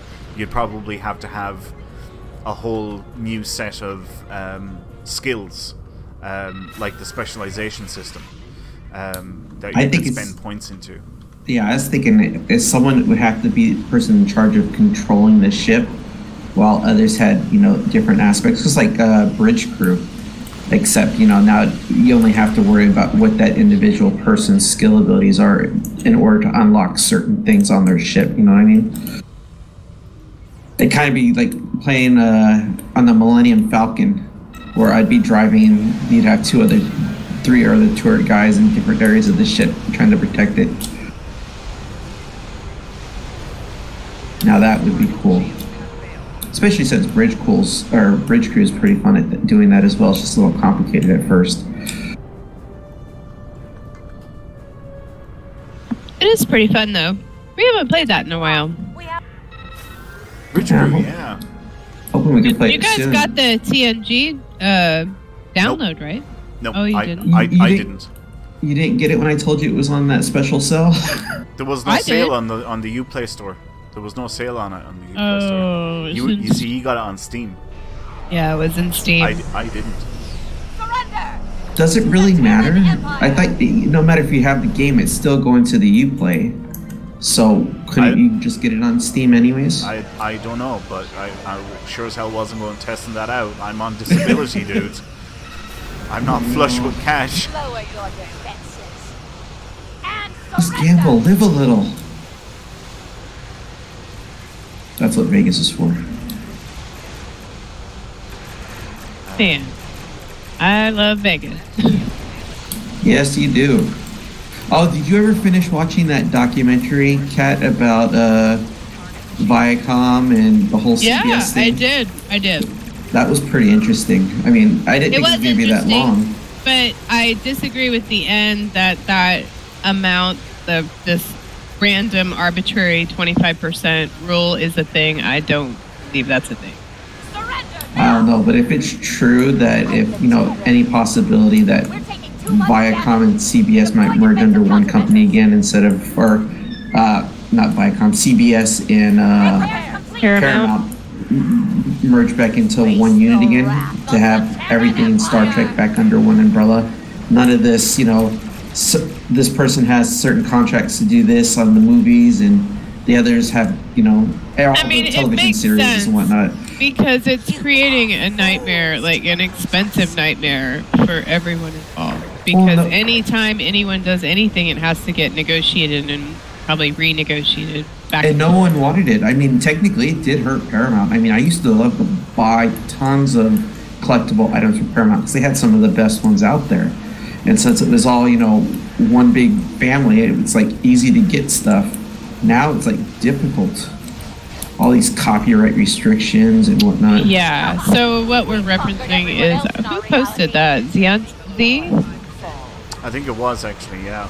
Well, anyway, a super helpful member posted an informational video about the licensing breakdown and what happened with the Star Trek licensing when the parent company divided the assets, basically. So it's pretty interesting. I thought it was, and well, it just explains a lot of the reasons why things went down the tube as they did back in the early 2000s. Well, and a lot of the blame on that video is shifted to what's his name, Moonves, because that dude just wasn't into sci-fi. Basically, is the issue. He just wasn't into it, so he didn't care that he's the head of CBS. He had this amazing franchise that could have made him tons of cash, but wasn't into it. And then he did realize that, though. You remember at the very end, he finally, came up to the idea, said, "Oh, I got to do what Disney's doing. I got this Star Trek franchise. Now I'm going to try to put CBS All Access and make some good money off of it." Yeah, at the end when he realized he had a viable thing, so whatever about that guy, right? Sano Skyret says he hates him. I agree. I never. Also, was a big he's fan. kind of a slime bag, so whatever. Yeah, but it's if they would have never broken up Star Trek like that as the franchise, everything would have still been great. Now we probably would have still had a lot of the stuff that we all used to love back, in the early 2000s. The experience might even still be there. Who knows? Because when they got cut, you notice that's when Paramount pretty much closed it because they just didn't have the funds anymore to keep it open. Well, and it's also like the major networks weren't going to take a risk on a sci-fi franchise, basically. I mean, what's in it for a major network like CBS? No other major network had anything like that until I think Walking Dead was such a success and Game of Thrones. You have Stargate. NBC did it. I mean, yeah, but that wasn't like to the same par as Star Trek. Well, it was a different type of show, but it was still within the same kind of genre. You know what I mean? If it could succeed in one place, succeed the other, and that's originally why I was so happy when they were like, "All right, we're going to announce the new Sci-Fi Channel SCIFI, not this whatever sci-fi it is now, because then we'd be able to finally go to a place where we can watch all the shows we'd love to watch without having to try to figure out where they're all located at in the channels. But it never happened. Oh, there's a bunch of good shows out there. I'm like, there's a bunch of good shows out there, but yeah, none of them had been on CBS up until recently. Yeah, and I don't even know. I mean, technically, Trek was never even on CBS to begin with. It's just when they did those contracts, they gave it all to CBS because that was their, television property. Yeah, exactly. So, yeah, it's pretty interesting. Well, I'm interested to see how they're going to handle that going forward. But bless you. Oh my god. Oh my Excuse god. me. Don't Sounds die. like you're sick too. Woo! Oh my god, it's like everybody's y'all don't be getting me sick now, sneezing like that.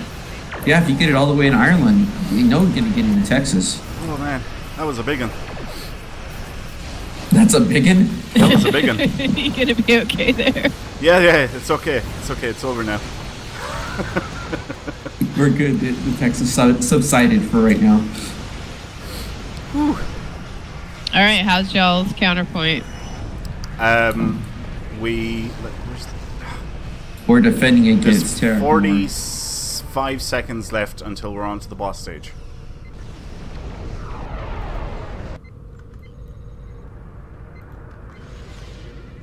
Yeah, I took a break and switched characters. I have some other characters that So what are you playing right now then? I mirror you. I'm sorry, what Because, was that? I'm getting my Mirror Universe person all set up. I'm prepping for next month. Oh, yeah. Oh, it's going to be an exciting time. Man, I love Mirror Universe month. I swear we were doing the it for ball. years. Like I know, it's, you would. 4 years in a row. How did we never think of this before? I mean, we've had the the costume options available for a while now. Yeah, exactly. And I mean, Oh my god, there's an Enterprise J. Ugh.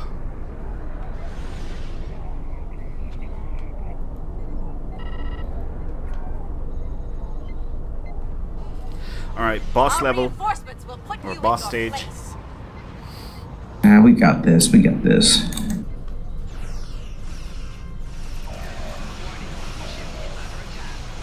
I'm trying to think if there was any other Star Trek news out this week.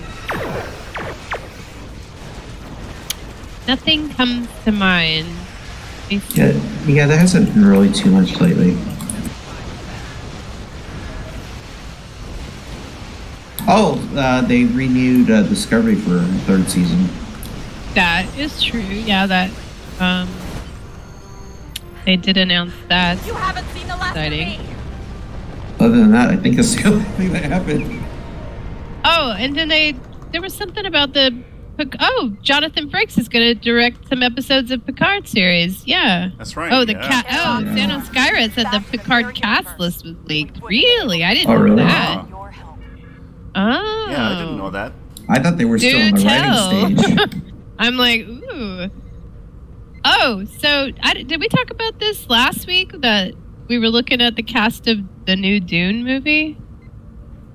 It's not going to be another remake of a remake, is it? Oh, absolutely. Well, it's based on a book, but Well, Jason no, I mean, 'cause Momoa. they've There's some pretty cool cast members, though. I mean, I think Jason Momoa is playing Gurney Halleck, which is what Patrick Stewart played the first time around. Yeah. Well, the only reason I say is because this would be the third remake of that movie. Yeah, Because there was the Sci-Fi original Channel. and sci-fi, yeah. I don't know. It might be good. I love Dune. I just listened to it on my Audible. I really, God, I need to work on this character. Which character? You're Romulan? Yeah, this Temeth character, the toolbar, or the system tray, the toolbar. It's in a corrugated mess. Now, do you set up all your toolbars the same way? That I do. With the same principle in mind, like Yeah. my like my first tactical row. is on the bottom row, and Oh, see, mine's on the top. Right. You guys don't save your UIs, so when you go into your other characters, you just load it up in that character? Like, Yeah, but it doesn't do your tray. Yeah, it doesn't do the tray. You still have to set up your abilities. So where are we going to go next? Yes, where are we going next? I'm Mission's already wherever. done? Good. Oh, cool. Carry on with your normal. I completed a mission. Right. Let's see. Next. We could do Swarm, because I have to destroy her frigates. Swarm. Yeah, sure. At what level? Oh, I don't care. What do y'all want to do? Advanced? I don't know. Is that what you want to do? We can't do norm. I It's mean, all right, I Kat. don't... Take your time. Yeah, we'll wait. Shut up, y'all. Let's do it. Let's do advanced. Right. All right, everyone Swarm cue in. advanced. Shut up. Swarm Shut advanced, up. everybody. God, eat your tots. There we go. Dang, Napoleon. God, have your tots. It's funny, I was just actually thinking about that movie just a couple of weeks ago, and that was the first thing that popped in my head. Bulls, no. Bug hunt, no. Swarm. You ain't going getting a Christmas present this year, Bulls. Hey, did I tell you guys I got my Husnock? I thought you already had one. Nah, well, I had the Miradorn, but I didn't realize. Oh, the Husnock, yeah. Oh, I didn't know that. Are about to overrun the I've been saving up for a while, so I finally was able to purchase that. How much did you pay in the end? Under 200 mil, sorry, under I was gonna 200 say, mil. what? 2 mil? I was like, wow, someone must have Yeah, messed up. I'm like, well, someone screwed up on that, which I completely have done. 200, it was under 200 mil by a little bit. Yeah, well, I have it all set up, but I haven't really flown it because we're doing this right now. So I see But I need Cat. to upgrade everything. I see Terran Soldier. Who else do Oh, we hey, got here? Riker's in here. Claudia's in here. The Husnock is from the Lobby store, isn't it? Yeah. So I got the Miradorn from it's a lockbox ship, and I did not realize that it had like a cool 2-piece set if you had the Husnock and Miradorn together. Right. So that was my recent goal, and yay, I got it just yesterday. Nice. What character is it going to go on? My tactical Romulan, who took me like 3 hours last night to figure out who the heck had the Miradorn. Because I couldn't remember, and then I had to go through all my ship rosters on all my characters. Yeah, those are some nice ships. I pull it out every once in a while. I wish they'd make more types of ships like that. I really like the Miradorn. You know, it's like a raider, but it looks like a, Cylon raider, kind of. I still wish it had that maneuver where I can turn off all my power and then turn it back on when someone tries to scam me to do like powerful attacks. Oh, where you kind of just disappear. You know, like in the episode. Oh, yeah.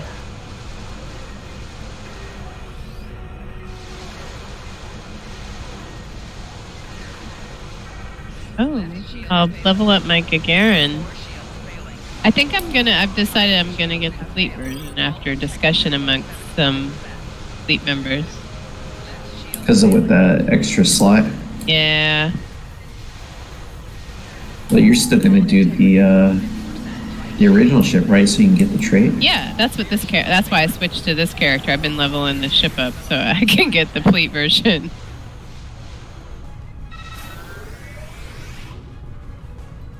That's what I've been doing lately. If there's a ship I really want, but I don't want to spend either the Lobby or the Xana, I'll just go ahead and get the fleet version. Just so I can play around with it, see if I like it. And if I do like it, then I can always get it later on. Alright, we need some more of these ships with power.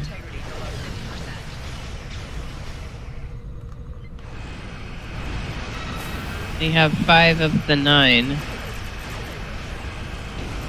I'm trying. And go.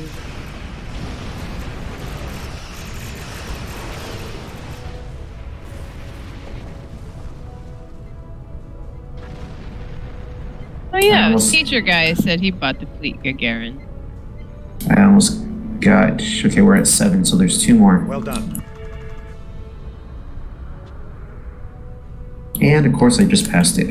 Oh, yeah. What I don't like about the Gagarin is it turns like crap. Well, So you need each ship turn has rate. each ship has its own flaw. Yeah, well, this one, you need some turn rate. Sure. Satellite is back online. It will launch tractor mines against... Alright, so we got all the Gemidar ships. Where's this last Herc ship? Oh, I don't know. By the satellite to fix it.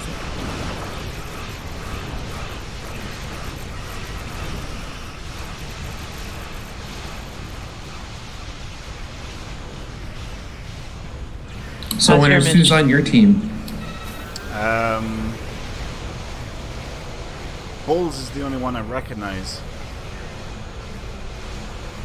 But that doesn't mean that I just mightn't be familiar with some of these characters.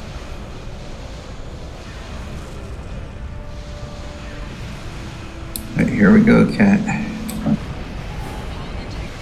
Wow, I am like so squishy.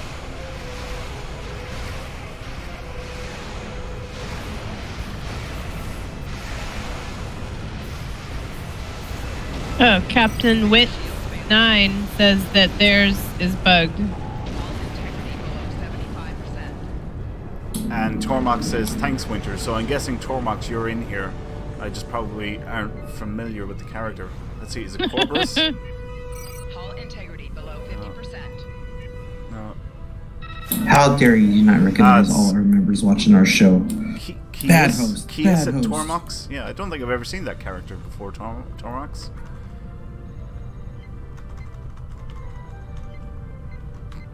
I do try to remember, you know, people's names and stuff like that.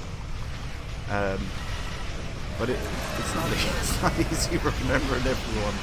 Do you remember Cat and my name? Who? What? Exactly. We have like over 1,000 members in our collected armadas. Yeah.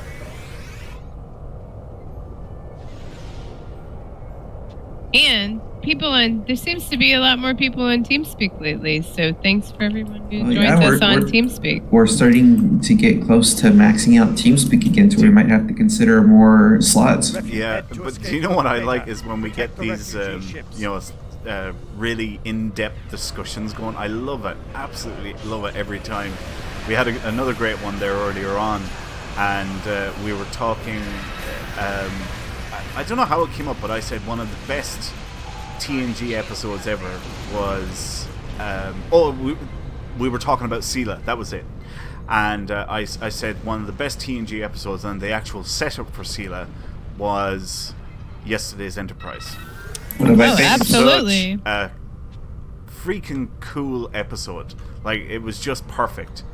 Everything about it is top notch. Yeah, we had a big discussion about it, and everything. you know, I love that sort of stuff. Well, and that's the episode that Quentin Tarantino mentions when he's like, that episode would have made a great movie. Right, yeah, exactly. Wouldn't it have just... Yeah.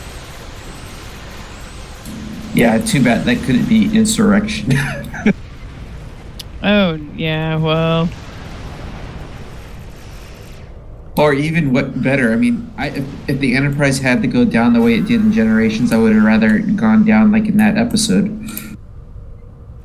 Yeah, exactly. Not being killed by a Klingon bird of prey that is definitely outmatched.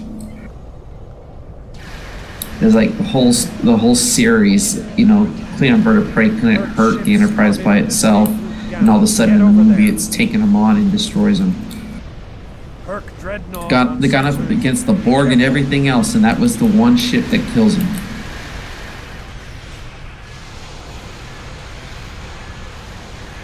Refugee ships heading down escape route Alpha. Protect them. Oh, Phoenix Blue, Grease, White.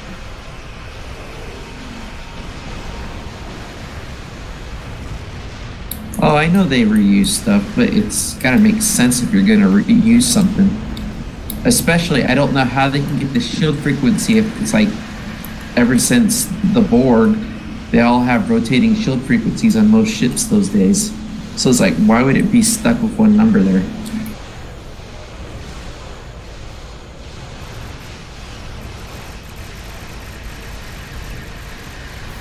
The dreadnought somewhere.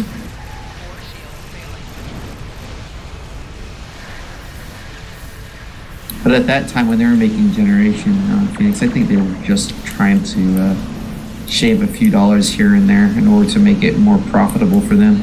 They probably shot it. They could probably say it wasn't worthwhile doing another movie because just the budget wasn't there.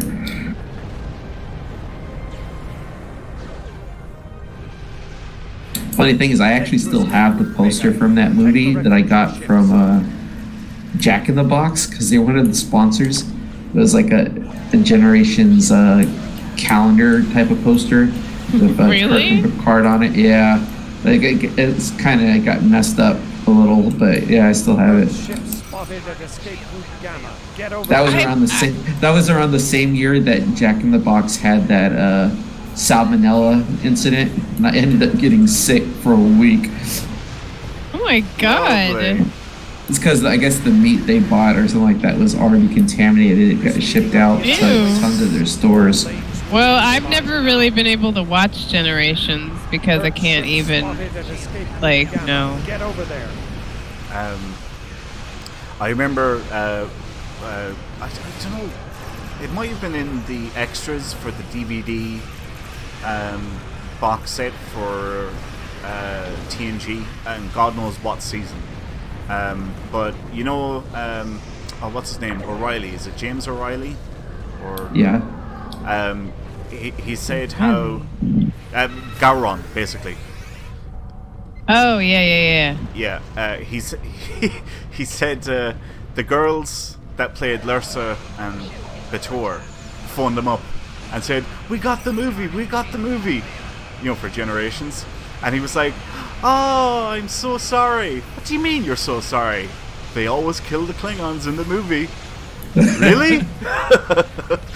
Oh, do they kill them in the movie? Yeah, they died. Yeah. Oh, see, I can't even watch that movie. It's just no.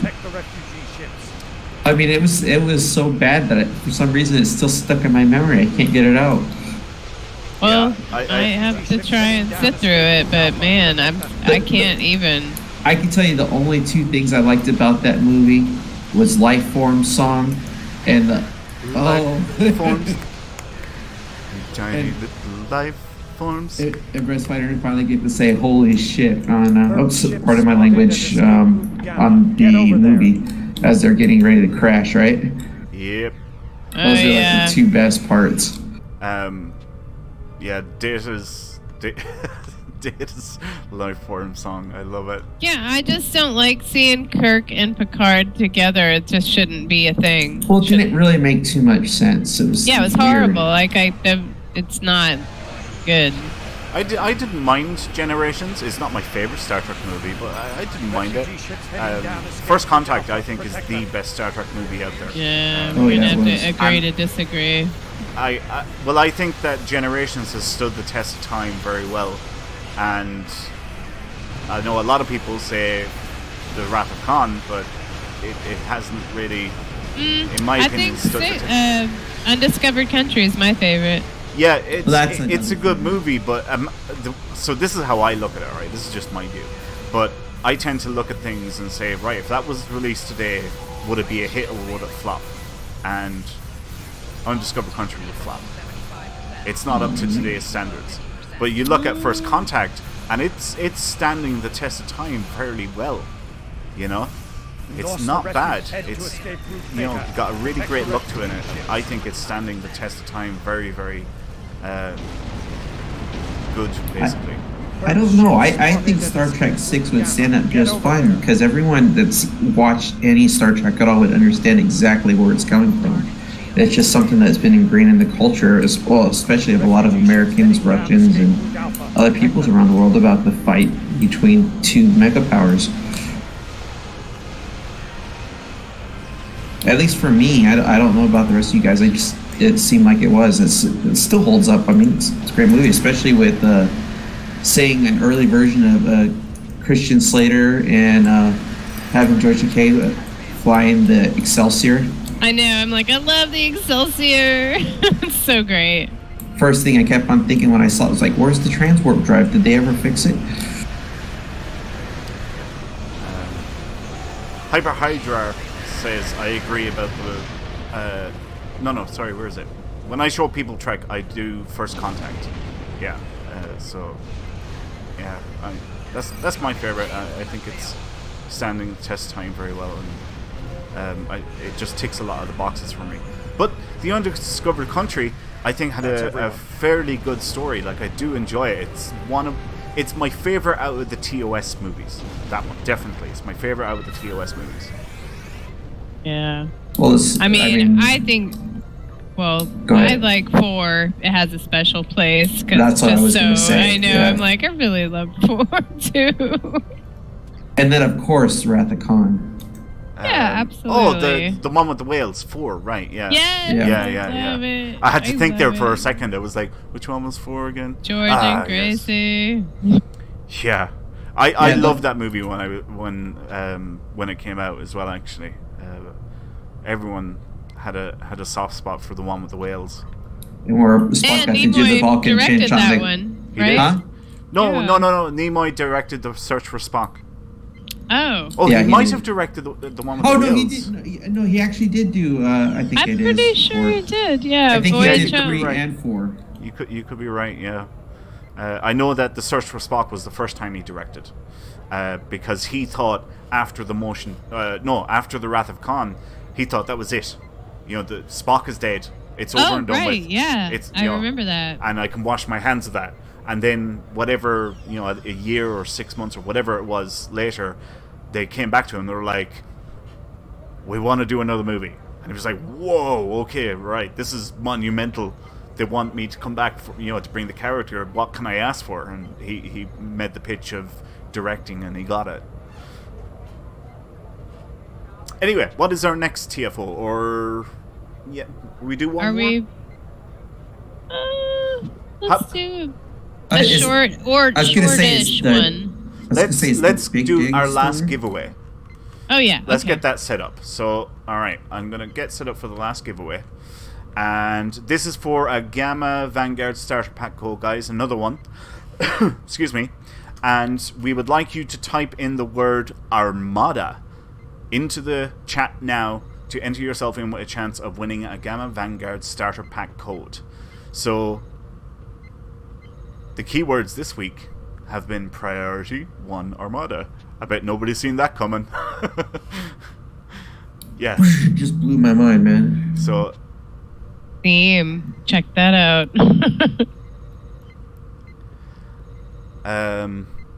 Right, where do we land on our next TFO? It looks like there's a couple that want to do a ground mission since we just did a space mission. All right, really? Okay. Brotherhood of the Sword? Yeah, we can do a Brotherhood of the Sword if y'all want. Wait a minute. Who am I on? Advanced? Yeah. Elite. Come on, let's go Elite. I could do advanced. I don't want to do elite. Yeah, okay. It's easy. We'll do advanced. Because there's no guarantee we'll get to team up, so we won't know. All right, if she gets advanced, then I want Bug Hunt next. No! I'm not doing that one. I'm not doing that one. This is the last one. Did you get it? No, it's not going to be. Oh, yeah. I'm queuing up now. Okay. Sorry, I was getting mine already started, so I don't know who. Brotherhood of the Sword, advanced, queuing up now. I'm with you, Kat. It's Yumi, Loopy Dog, Corvus, and some other guy. Awesome. There's mine kicking off now. I'm sure I'll end up with quite a few of the viewers, no doubt. Well, I hope so. Yep. Goosier, I don't know, but he looks cool. He's got a cool outfit on. Mirror Universe tunic. Cat always, up there with the priorities. Fashion. Look, if you're gonna die, you might as well look good. You know what I mean? Yeah. The Iconian heralds are bringing in a network of devices. Oh, see? You know, also comes in handy on Brotherhood of the Sword is this fidget spinner of death. Oh, yeah. What is this ability? Draw fire. No, that's just... Should I push the button? You guys ready? It's pushing.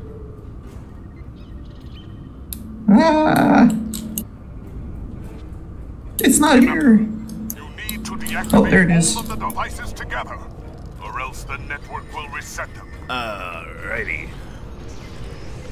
Did we get it? Nope. Nope. Alright, hold on. Let me go. Alright, y'all's ready? Okay. Oh, wait. Nope. That defiler You have 15 seconds tried to kill me. disable the other 2 Iconian devices simultaneously. Alright, I pushed it.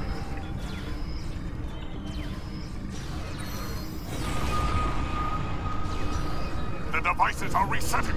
Synchronize and try again. Where's the other one? Alright, I got I know mine. where it is. You have 15 The last one's gonna be to disable over in other 2 the... Iconian Well, for me, it's gonna be in the far right-hand side. No, I'm like, I don't think anyone's over there. Man, I just had it.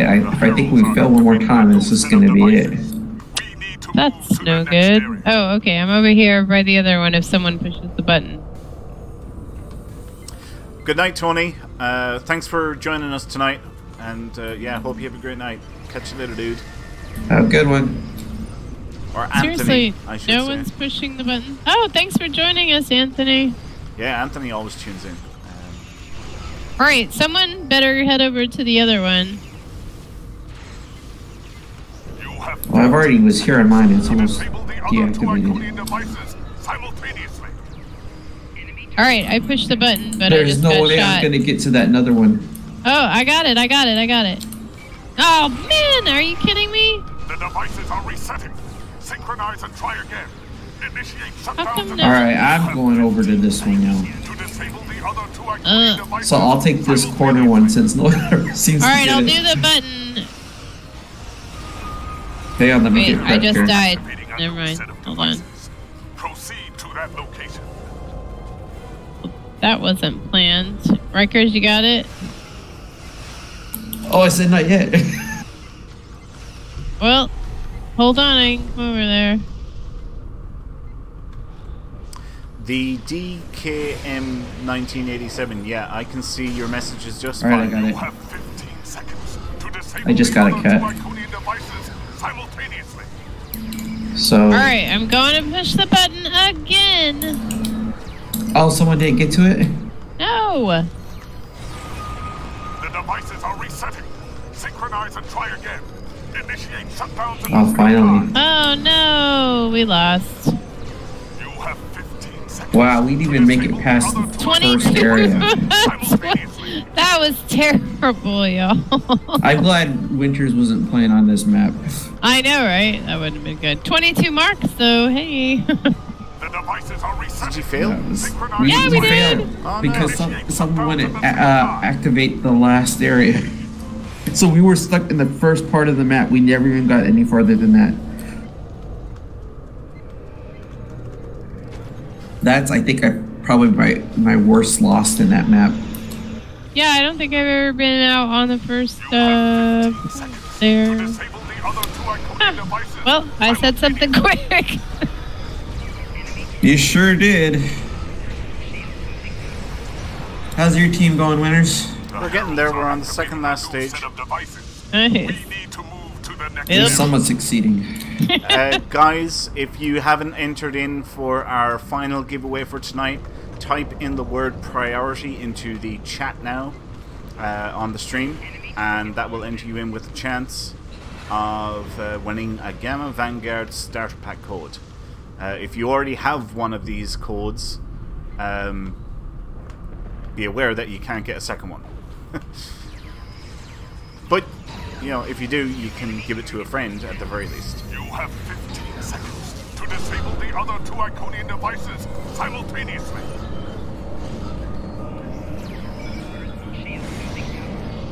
It's Armada. I don't know. Oh, did I say priority? Did I? Oh crap! I'm so sorry, guys. Armada. Yeah, it's Armada. I know. I was like, whoa, wait a minute. Why are people putting that in? Sorry. Armada. Stick with the theme, Winters. Stick with the theme. Where's my drink? I need more of it. Priority One Armada.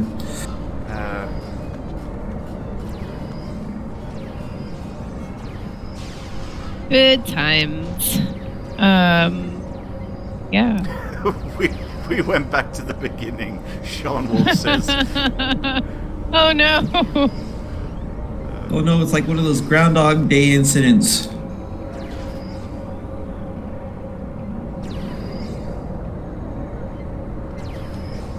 You have 15 seconds to disable the other 2 Iconian devices simultaneously. You know, I will make an observation about this season of Discovery is I really like Pike. Stop it. Yeah, he starts to grow on you a little. Yeah. Do I detect a little bit of a man crush there, Rikers? No, it's just that he was a lot better than having trading captains. Lorca was okay. He was okay too. No. He died, so there's nothing to look forward to. Plus with Pike, he's got a long Cat's history reactions Star are Trek. just the best. They're just so good. How dare you besmirch the name of my beloved Lorca? Well, let's just say he wasn't in the Star Trek encyclopedia, so he doesn't exist to me. Pike does. Well, yeah, I think Pike is pretty cool here. Although it kind of almost feels like, without really saying anything, that they're doing a remake of something, Kat. Do you feel that? What? Oh, absolutely. Hello. Yes, absolutely. I'm Gojira Draco 1479. I did not know that Anson Mount was in Hell on Wheels. I actually started to watch that show, and it's pretty good. I think it's an AMC show. Yeah, it's not on the air anymore, but repeats are still there, I think. Yeah, I think you can still watch it. Well done, everyone that was in that mission with me. We just finished up successfully. Well done, guys. Yeah, unlike our team. Oh well, A for effort, everybody. I am sorry again, I gave out the wrong keyword, but it looks like y'all have put in the correct keyword anyway. Yeah.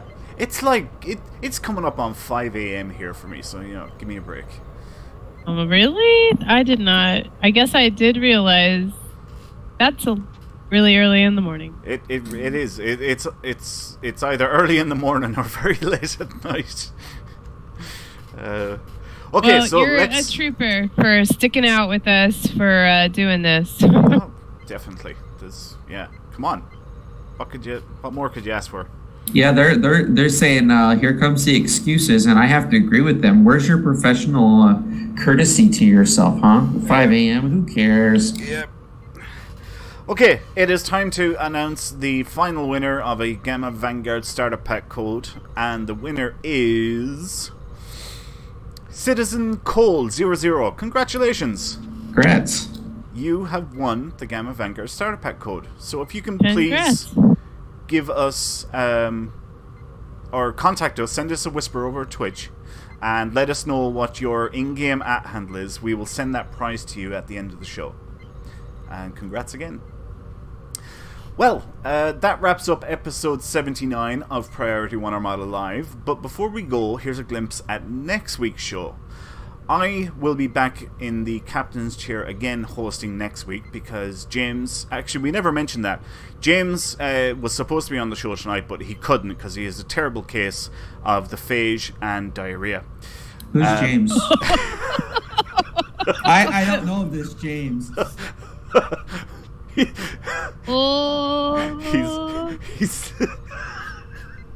when He's he probably finds out about right that now. Well, he should have got some Paco.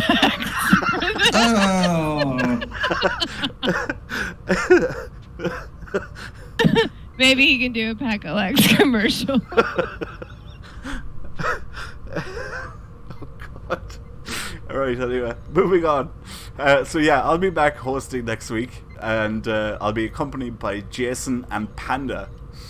We'll be talking more about the latest news from Star Trek Online and Priority One Armada. Plus, we'll be teaming up with you in another adventure zone to earn more marks and dilithium. You know, I can't get that thought out of my head. I know, I kept on coming back into remember Jamie Lee Curtis where she was doing those yogurt commercials on Activia? Oh my god. I just picturing James right now just kind of dipping into it as he's watching the show. Like, oh gosh. Well, get well soon, James and Dawn. Yeah, get well soon. The next time he does a show, everybody's going to be asking him if he's any better. Oh, Lord. If you're looking for a friendly and helpful community to join in Star Trek Online, we haven't had anything to drink tonight at all, barely. Then sign up and join Priority One Armada by visiting PriorityOneArmada.com. We have Federation and Klingon fleets on both PC and console platforms. You can also chat with us in-game by joining the Priority One chat channel by typing /channel_join space Priority One into the in-game chat box and hit the enter key. Sorry, I was actually paying attention to Twitch there for a second. Sorry if I'm going to say this wrong. The Bogan one, this is his first time, and he'll be back. Awesome. Awesome. Yeah, thank you for showing up. We hope to see you next week for more fun and exciting adventures and shenanigans from James's, sicknesses. Yes, and good night, teacher guy. Thanks so much. Yeah, good night, guys. For the people I got to leave now. As for our show, you do not want to miss a thing from the world of Star Trek. Catch all the latest news regarding the Star Trek Multiverse on Priority One, a Roddenberry Star Trek Podcast. Get a new episode every Friday by pointing your favorite podcast app to feeds.priorityonepodcast.com. I almost did a winners. And of course, you don't want to miss an episode of Priority One Armada Live, right? So make sure you follow us on Twitch by clicking or by typing in twitch.tv/PriorityOne and on our YouTube channel at youtube.com/user or actually shoot, I'm sorry. I for some reason you got this stupid thing stuck in my head and I can't get it out. It's making it hard to concentrate. Okay, so let's try this again. It's youtube.com/user/P1 network, all one word, then hit the enter key. You never know when we're going to have another giveaway. Oh my gosh. Well done. Finally, we would like to say a very special thank you to the Priority One Armada live staff who helped make this show possible. Especially my co-hosts Kat and RIKERS for joining me this week. And of course, a big thanks to you guys, the viewers. Because without you, none of this would be possible. So until next week, take care, live long and prosper. Say goodbye, guys. Bye, everyone. See you guys. Later. Take care. Try not to get sick.